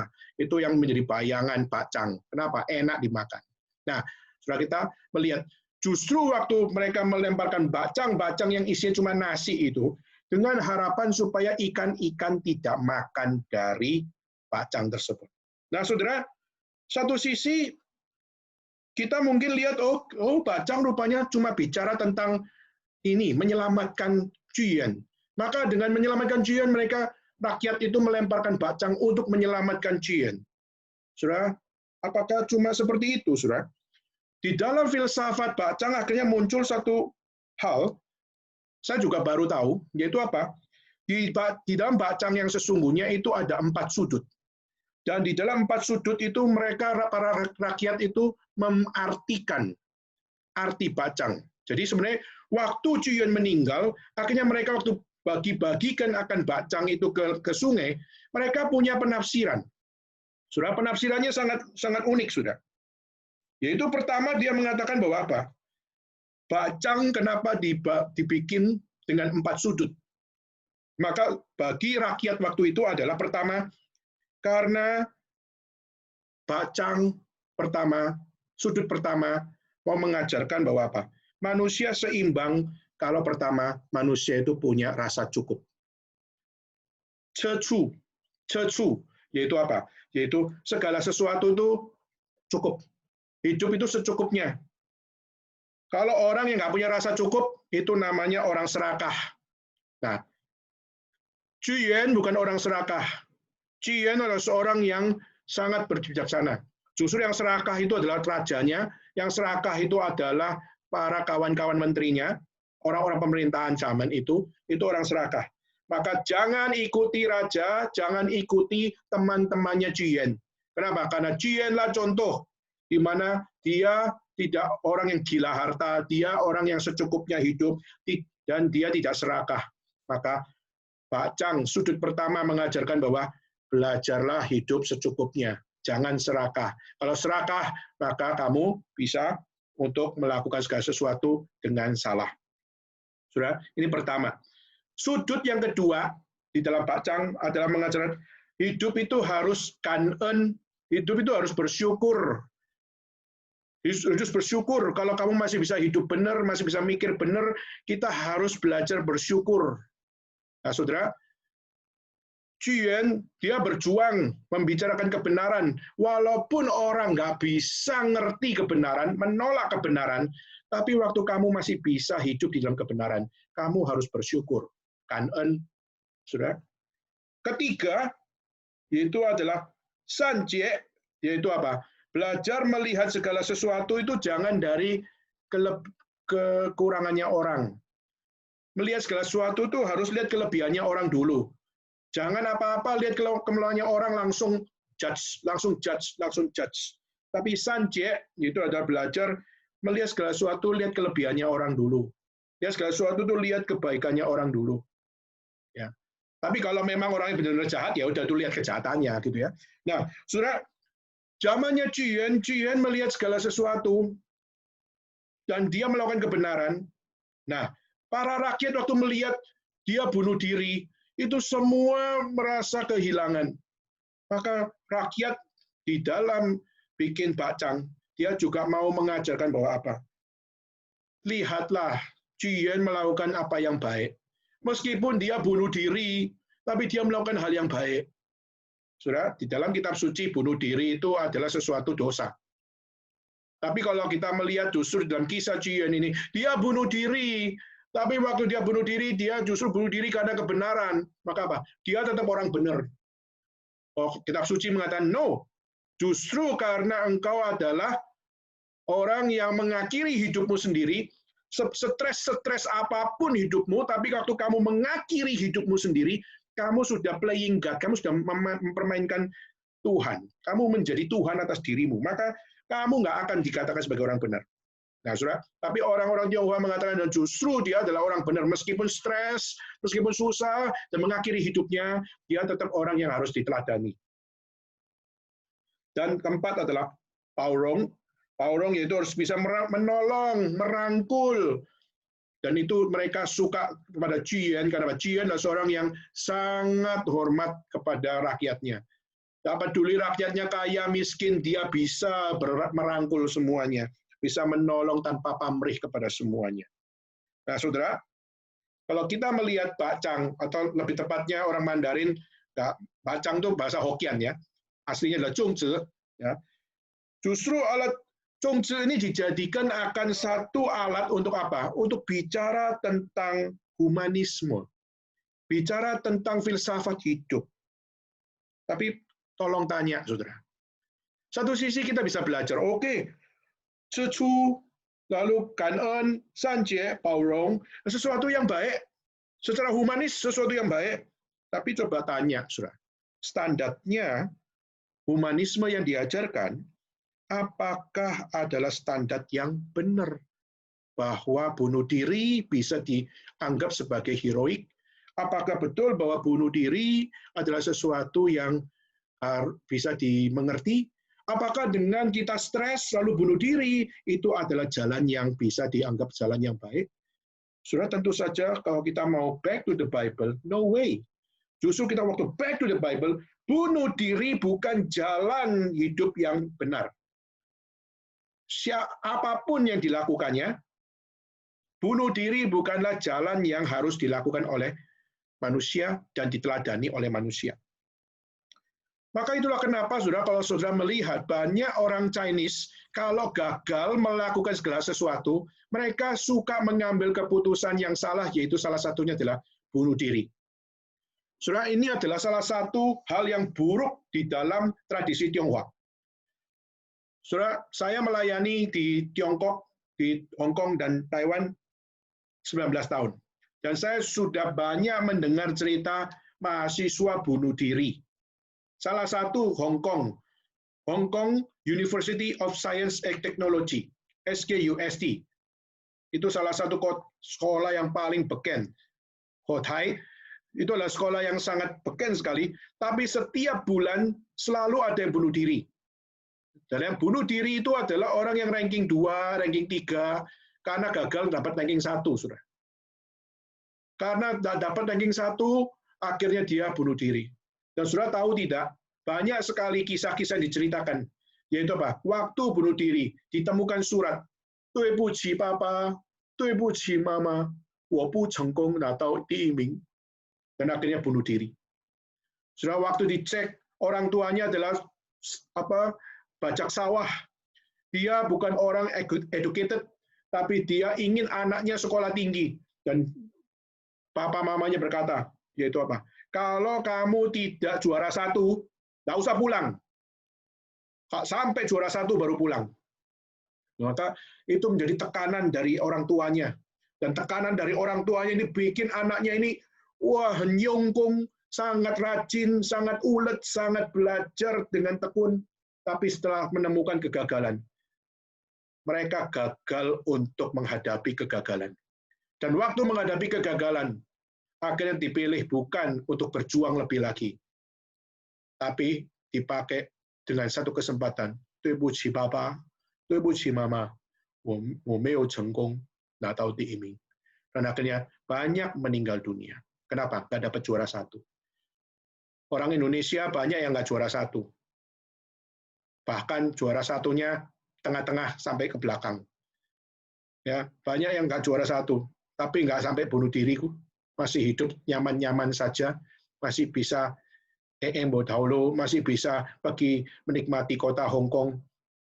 Padahal yang mau jadi juara satu, orang-orang Tionghoa, itu orang-orang dari Tiongkok, mereka akhirnya karena nggak dapat juara satu bunuh diri.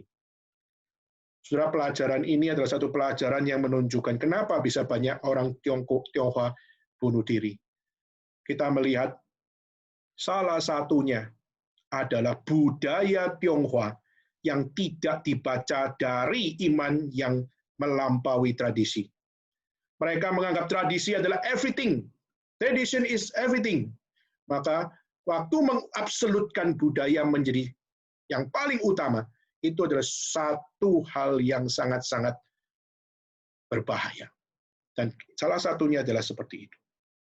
Maka saudara, Bacang, waktu orang-orang rakyat kehilangan Jiyuan, lalu akhirnya dia mau mengajarkan kepada anak-anak mereka, cucu-cucu mereka, ingat ya, Jiyuan itu orang hebat, maka kita harus belajar dari dia.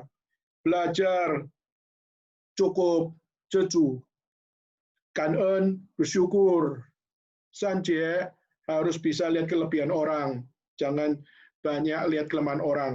Dan tempat Baurong bisa rangkul rakyat dan sebagainya.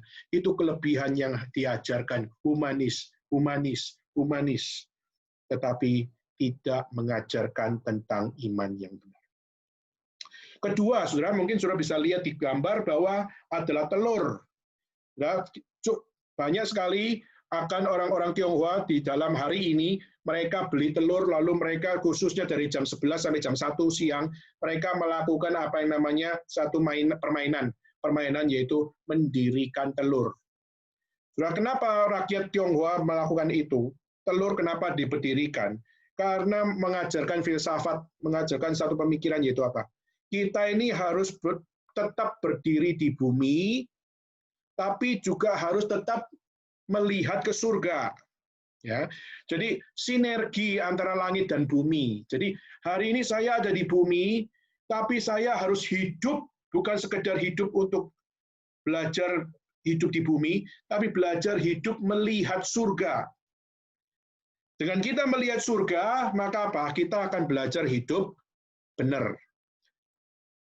Dengan kita berdiri di bumi, kita melihat surga, maka kita akan memperjuangkan seperti yang Jiyuan lakukan. Wah, lumayan pinter ya. Jadi kita melihat tradisi dari Tuan Wujie itu juga banyak hal-hal yang mengajarkan respect. Bagaimana respect terhadap satu hal, hidup itu jadi man of respect, man of honor. Jadi orang yang dihormati, dan orang yang dihormati adalah orang yang berdiri di bumi dan matanya selalu melihat surga.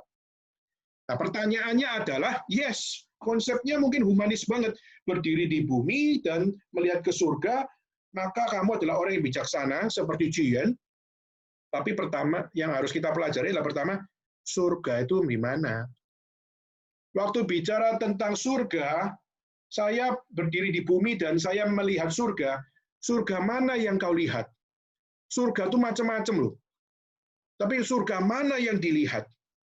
Nah, saudara, tadi saya mengatakan di awal, Jiyuan bukan seperti Lao Tzu yang begitu mistis.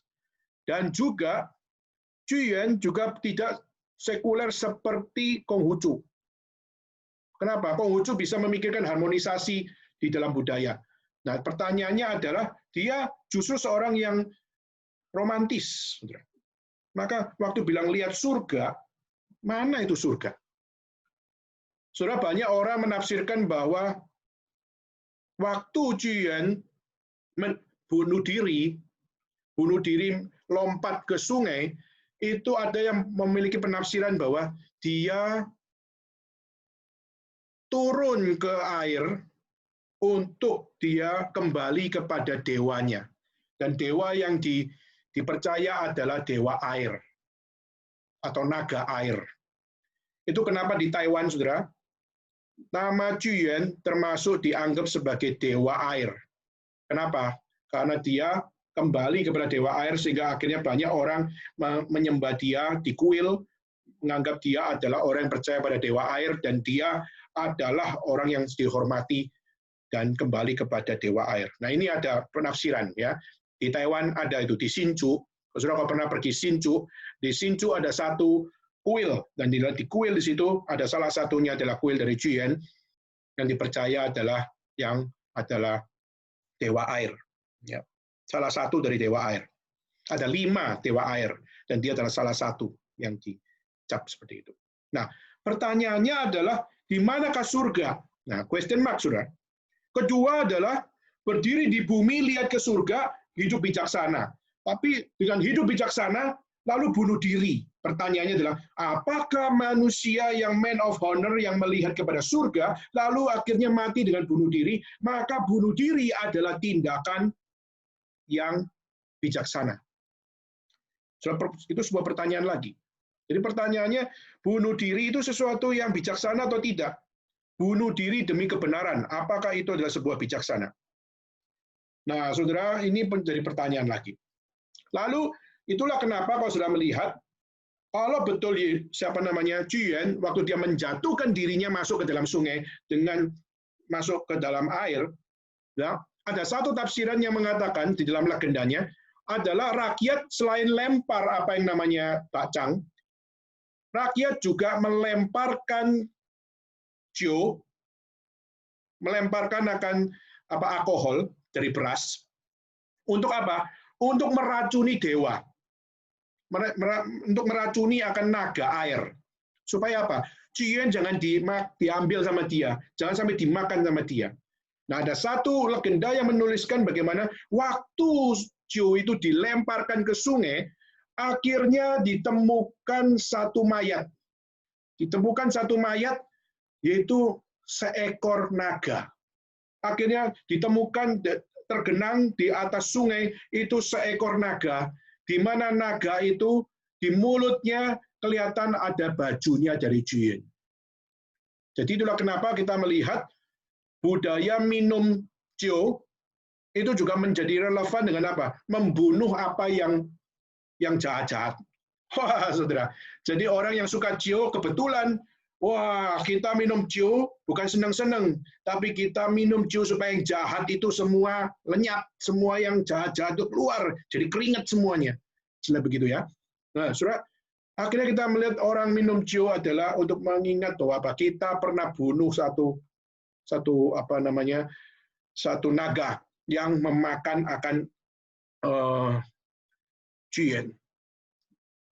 Tapi tentu saja yang saya ceritakan yang ketiga tentang Zhou ini, tidak semua orang mengiyakan. Ada yang berkata itu benar, ada yang berkata itu salah. Tapi paling tidak kita melihat ini salah satu respon budaya.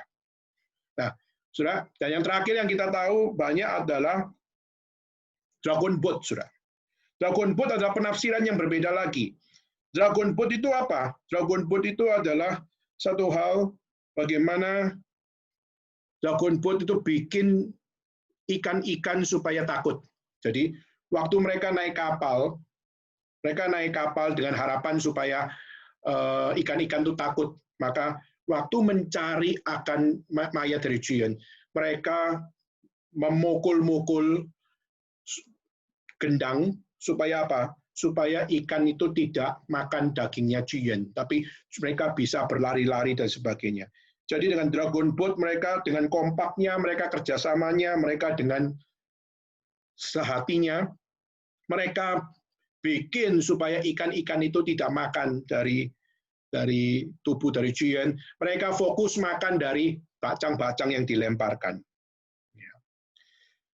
Maka saudara, ini menjadi satu penafsiran-penafsiran budaya, khususnya dalam merayakan Tuan Wujie, Dan akhirnya kita melihat Dragon Boat menjadi salah satu yang sangat seru. Kenapa? Karena gimana membuat supaya ikan-ikan itu kacau, maka kita sama-sama rakyat dengan sehati, kita kompak, kita kerjasama. Mari kita berjuang. Untuk apa? Bikin akan makhluk-makhluk di sungai ini tidak memakan tubuhnya Juyen. Saudara, ini adalah satu cerita-cerita historis yang legenda tentunya, yang mengajarkan bahwa ya di dalam seluruh aktivitas-aktivitas sekarang itu banyak cerita-cerita yang perlu kita lihat bahwa apa? Semuanya itu didasarkan dari ketakutan. Kenapa? Mereka takut kehilangan Juyen. Kenapa mereka takut kehilangan Juyen? Kenapa rakyat begitu mengharapkan tubuhnya Juyen? Karena mereka butuh something yang dihormati. Karena konteks waktu itu negara Chu itu sudah penuh dengan corruption, rakyat hidup susah, mereka butuh hero, mereka butuh Superman, mereka butuh orang yang bisa memberikan akan satu direction. Tapi justru orang itu bunuh diri. Dan karena orang itu bunuh diri, maka bagaimana bisa kita hidup di dalam keteladanan yang benar? Kita harus naikkan akan figur ini. Juyen harus menjadi teladan, Juyen harus menjadi Superman, Juyen harus jadi inspirasi. Maka saudara kita melihat, Juyen sebenarnya orang biasa banget. Tapi kenapa Juyen sekarang bisa menjadi begitu henyoming, nama begitu populer? Lalu kenapa Tuan Wujie bisa merayakan Juyen? Saya percaya Juyen tidak punya ambisi itu. Kenapa semua bisa terjadi?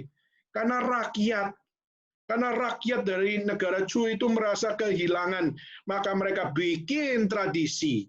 Mereka bikin akan apa yang namanya sebuah filsafat. Maka filsafat yang tadi saya katakan filsafat Bacang, itu sebenarnya kalau kita lihat terlalu dipaksakan. Nggak ada itu prinsip apa Cechu, Kanen, Sanjie, Paurong, itu semua di dalam Bacang.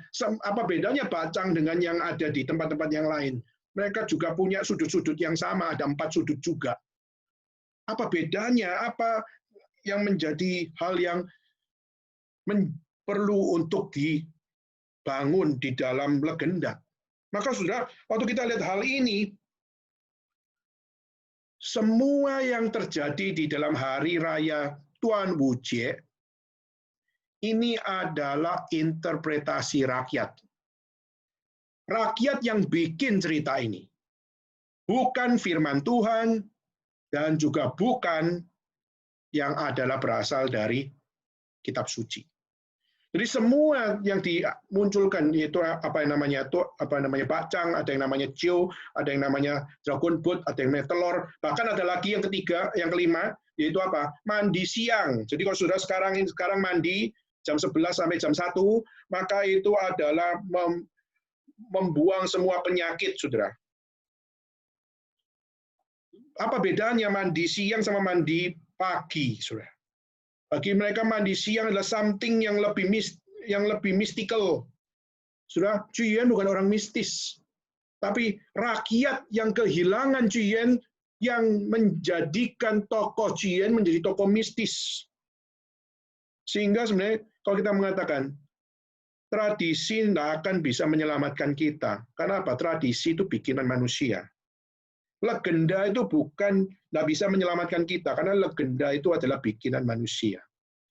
Maka hari ini Tuan Wujie, banyak orang merayakannya, tapi saudara, tahukah saudara bahwa Tuan Wujie, satu sisi sesuatu yang akrab, kita bisa makan sama-sama, minum Cio sama-sama, bisa bermain Dragon Boat sama-sama, bisa untuk mainan telur, mandi, dan sebagainya. Sesuatu yang interesting, saudara. Tetapi saudara, di saat segala sesuatunya tidak berkaitan dengan firman Tuhan, maka tradisi boleh ada, boleh nggak ada. Tetapi bagaimana kita perlu kembali? Kitab suci harus ada. Kenapa? Karena kalau kita memahami tradisi tanpa dasar atau standar kitab suci, maka kita nggak akan mengenal Kristus melampaui budaya. Maka saudara, kita akan tutup dengan slide berikutnya. Gimana kita sebagai orang Kristen sepatutnya untuk meresponi semuanya? Maka di dalam Christian worldview, di dalam kekristenan, kita ada cara pandang. Segala sesuatu itu harus dipandang dari mana? Pertama adalah point of creation, poin penciptaan. Kedua adalah poin kejatuhan, the point of fall. Ketiga adalah the point of redemption, yaitu poin penebusan. Dan keempat adalah the point of consummation, yaitu adalah poin pengudusan. Dan saudara, poin-poin ini mengajarkan tentang satu hal, yaitu apa? Dengan kita kembali kepada creation, fall, redemption, and consummation, ini adalah satu hal yang menunjukkan bahwa apa? Seluruh budaya harus kembali kepada Tuhan Allah. Nah, sekarang saya akan mengajak saudara untuk masuk di dalam Christian worldview ini, atau dalam cara pandang ini. Saya akan pakai waktu singkat sebelum kita akan tutup. Nah, saudara, point of creation, maksudnya apa, saudara? Di dalam cara pandang kita melihat segala sesuatu, kita harus tahu bahwa dunia ini diciptakan sama Tuhan. Jadi, cara pandang kita harus dimulai dari Tuhan. Dari Tuhan, untuk Tuhan, bagi kemuliaan nama Tuhan. Nah, pertanyaannya adalah, apa yang dilakukan oleh Tuhan di dalam permulaan? Maka, kalau kita kembali ke dalam kitab suci, point of creation, yaitu apa?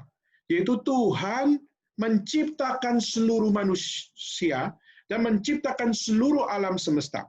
God as creator. Manusia dicipta dan alam adalah sang pencipta. And man as his creatures. Itu manusia adalah ciptaannya. And all the galaxy created by God. Dan seluruh alam semesta dicipta oleh Tuhan. Nah, saudara, maka kalau kita menerima konsep the point of creation, berarti kita memahami bahwa apa? Tuhan adalah sang pencipta, lalu dunia diciptakan oleh Tuhan, dan saya sebagai manusia juga dicipta oleh Tuhan, dan Tuhan mencatat di dalam kitab suci yaitu apa? Yaitu manusia dicipta sungguh amat baik. Berarti really good. Berarti manusia dicipta dengan sangat baik, sungguh amat baik. Berarti goodness itu eksis. Berarti keindahan Tuhan itu sungguh-sungguh ada. Berarti kebenaran itu ada. Dan keindahan di dalam creation itu sungguh-sungguh ada. Jadi saudara, seluruh di dunia ini kita harus percaya bahwa Tuhan itu ada. Jadi creation mengajarkan bahwa dari seluruh apa yang paling agung dalam tradisi, ingat bahwa Tuhan sang pencipta, manusia adalah ciptaan. Dan manusia sebagai ciptaan mengikuti sang pencipta. Maka tanpa sang pencipta tidak mungkin ada ciptaan. Maka sudah, ciptaan ada karena ada sang pencipta. Nah, point of creation berarti menunjukkan bahwa Tuhan itu ada. Nah, kalau Tuhan itu ada, bagaimana dengan dewa-dewa? Bagaimana dengan konsep kepercayaan-kepercayaan? Maka kalau kita back to the Bible, kembali kepada Alkitab, Alkitab akan memaparkan bahwa apa? Tuhan itu cuma satu.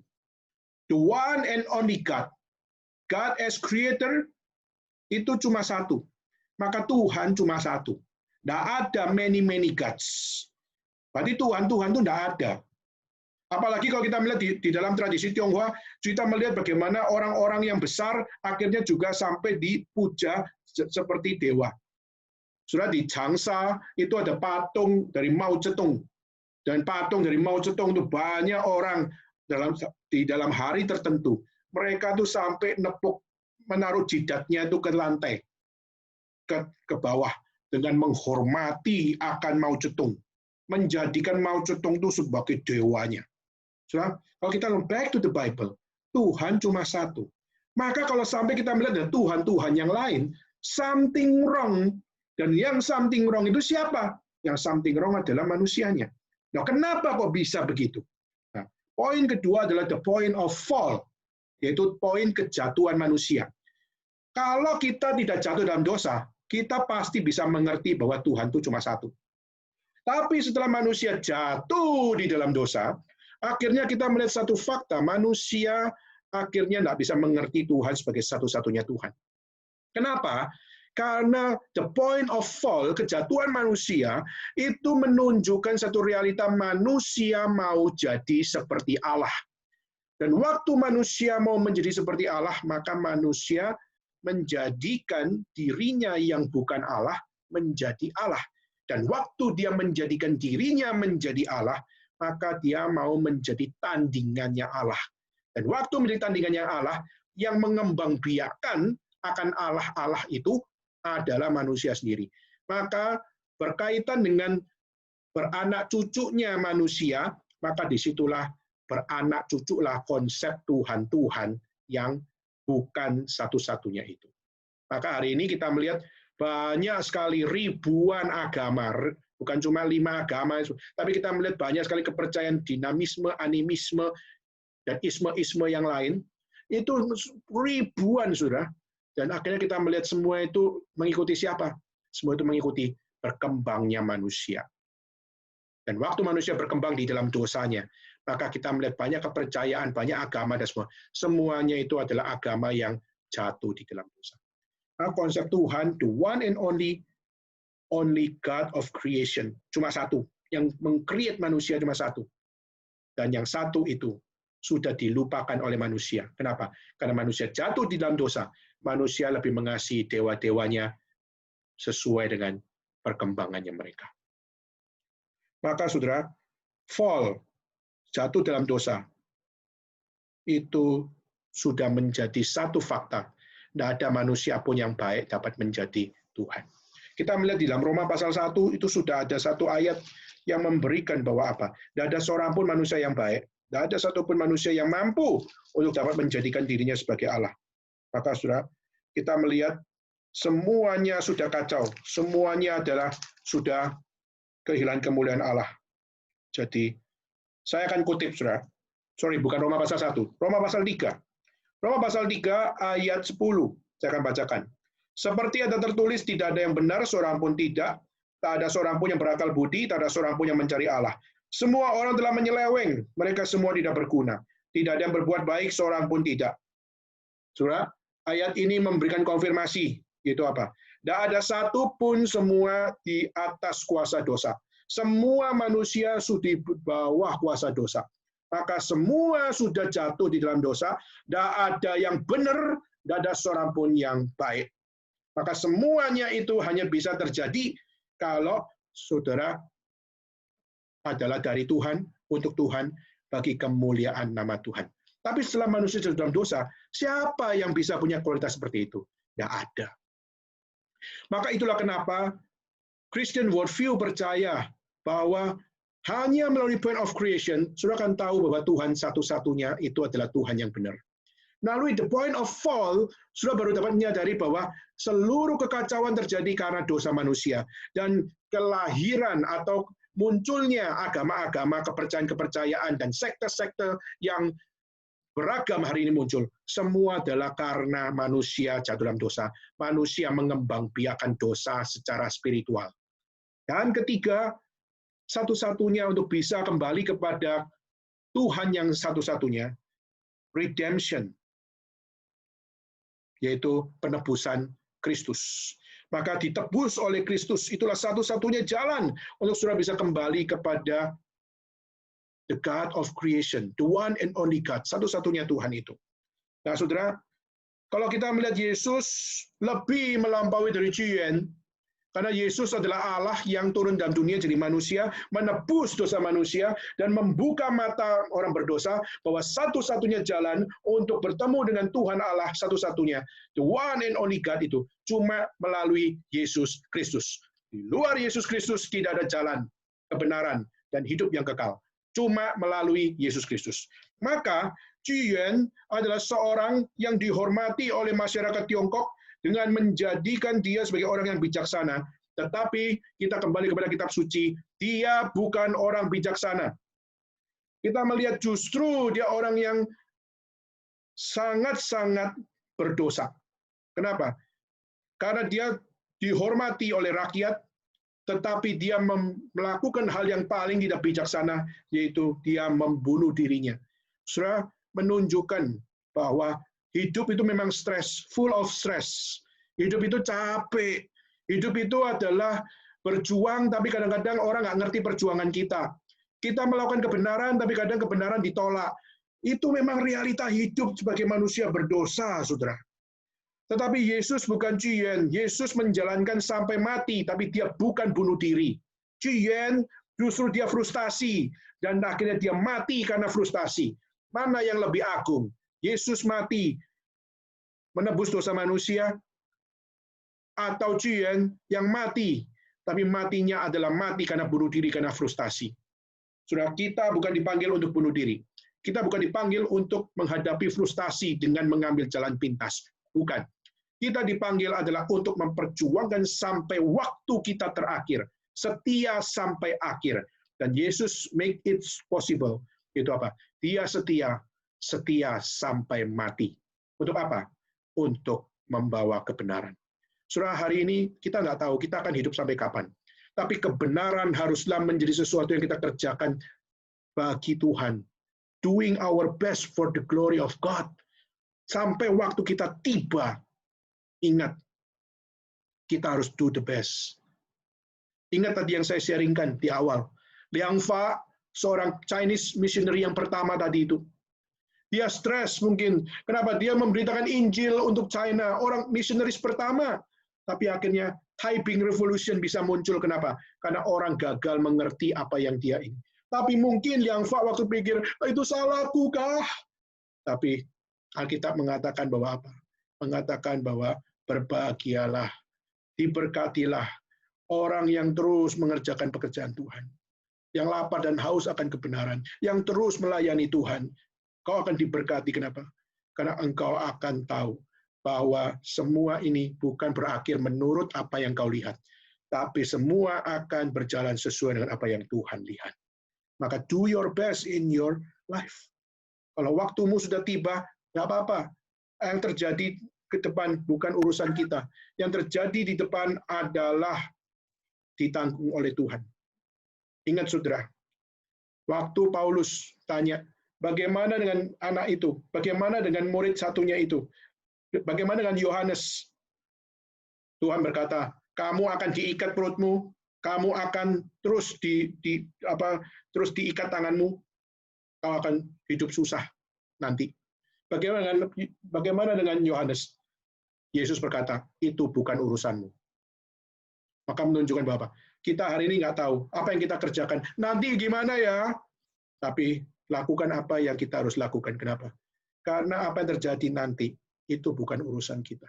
Yang penting kerjakan dengan benar. Hari demi hari, detik demi detik, apa yang kita harus kerjakan. Dengan demikian, kita akan tahu bijaksana akan menjadi pelajaran hidup yang menguduskan kita. The point of consummation, yaitu apa? Kita dikuduskan untuk melakukan yang paling benar bagi kemuliaan nama Tuhan. Pengudusan itu hanya terjadi di saat Kristus menjadi Tuhan dan Juru Selamat kita. Kristus menebus dosamu. Kristus menebus pikiran, hati, dan kelakuan kita. Kristus menebus budaya. Sekali lagi, budaya adalah respon manusia. Maka manusia berdosa harus ditebus. Barulah dapat mengerti budaya yang sesungguhnya.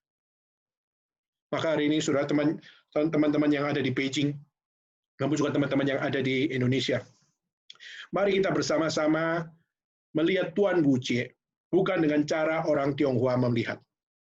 Mari kita membaca Tuan Wu Jie, bukan dari komunisme, Chinese Communism membaca. Tapi mari kita membaca Tuan Wu Jie, berasalkan kembali dari firman Tuhan. Karena dia melampaui setiap budaya. Karena dia adalah Tuhan yang melampaui setiap respon manusia. Maka dia berhak mengajarkan mana yang benar, mana yang salah. Dialah yang berhak mengajarkan mana yang harus dilanjutkan, mana yang harus di-stop. Dan hanya firman Tuhanlah satu-satunya yang dapat berkata, ini berdosa, ini yang kekal. Ikuti yang kekal, jangan ikut yang dosa. Maka kiranya Tuhan memberkati kita semua melalui Tuan Wu Jie. Mari kita sama-sama kembali kepada jalan Tuhan. Mari kita tutup sama-sama di dalam doa. Bapa dalam surga, kami berterima kasih kepada Tuhan. Kami bersyukur, berterima kasih kalau Tuhan sudah memberikan waktu kami untuk merenungkan betapa firman Tuhan sangat relevan untuk bicara tentang kebenaran. Mohon Tuhan yang berbelas kasihan untuk kami semua bisa di dalam Tuhan untuk kami melihat pentingnya Engkau bertahta di dalam setiap budaya, sehingga kami tahu kami bukan mengikuti apa yang salah, tapi kami mengikuti apa yang bijaksana, yang hanya berasal dari Tuhan saja. Terima kasih ya Tuhan, kami bersyukur, berterima kasih, menyerahkan waktu kami ke depan dalam tangan Tuhan, kami serahkan semua pembahasan kami, dalam nama Yesus Kristus, kami berdoa. Amin. Baik, saudara sekalian, sebelum kita lanjutkan, saya minta waktu sebentar, karena saya punya komputer sedang lowbat, maka saya harus ambil baterai sebentar.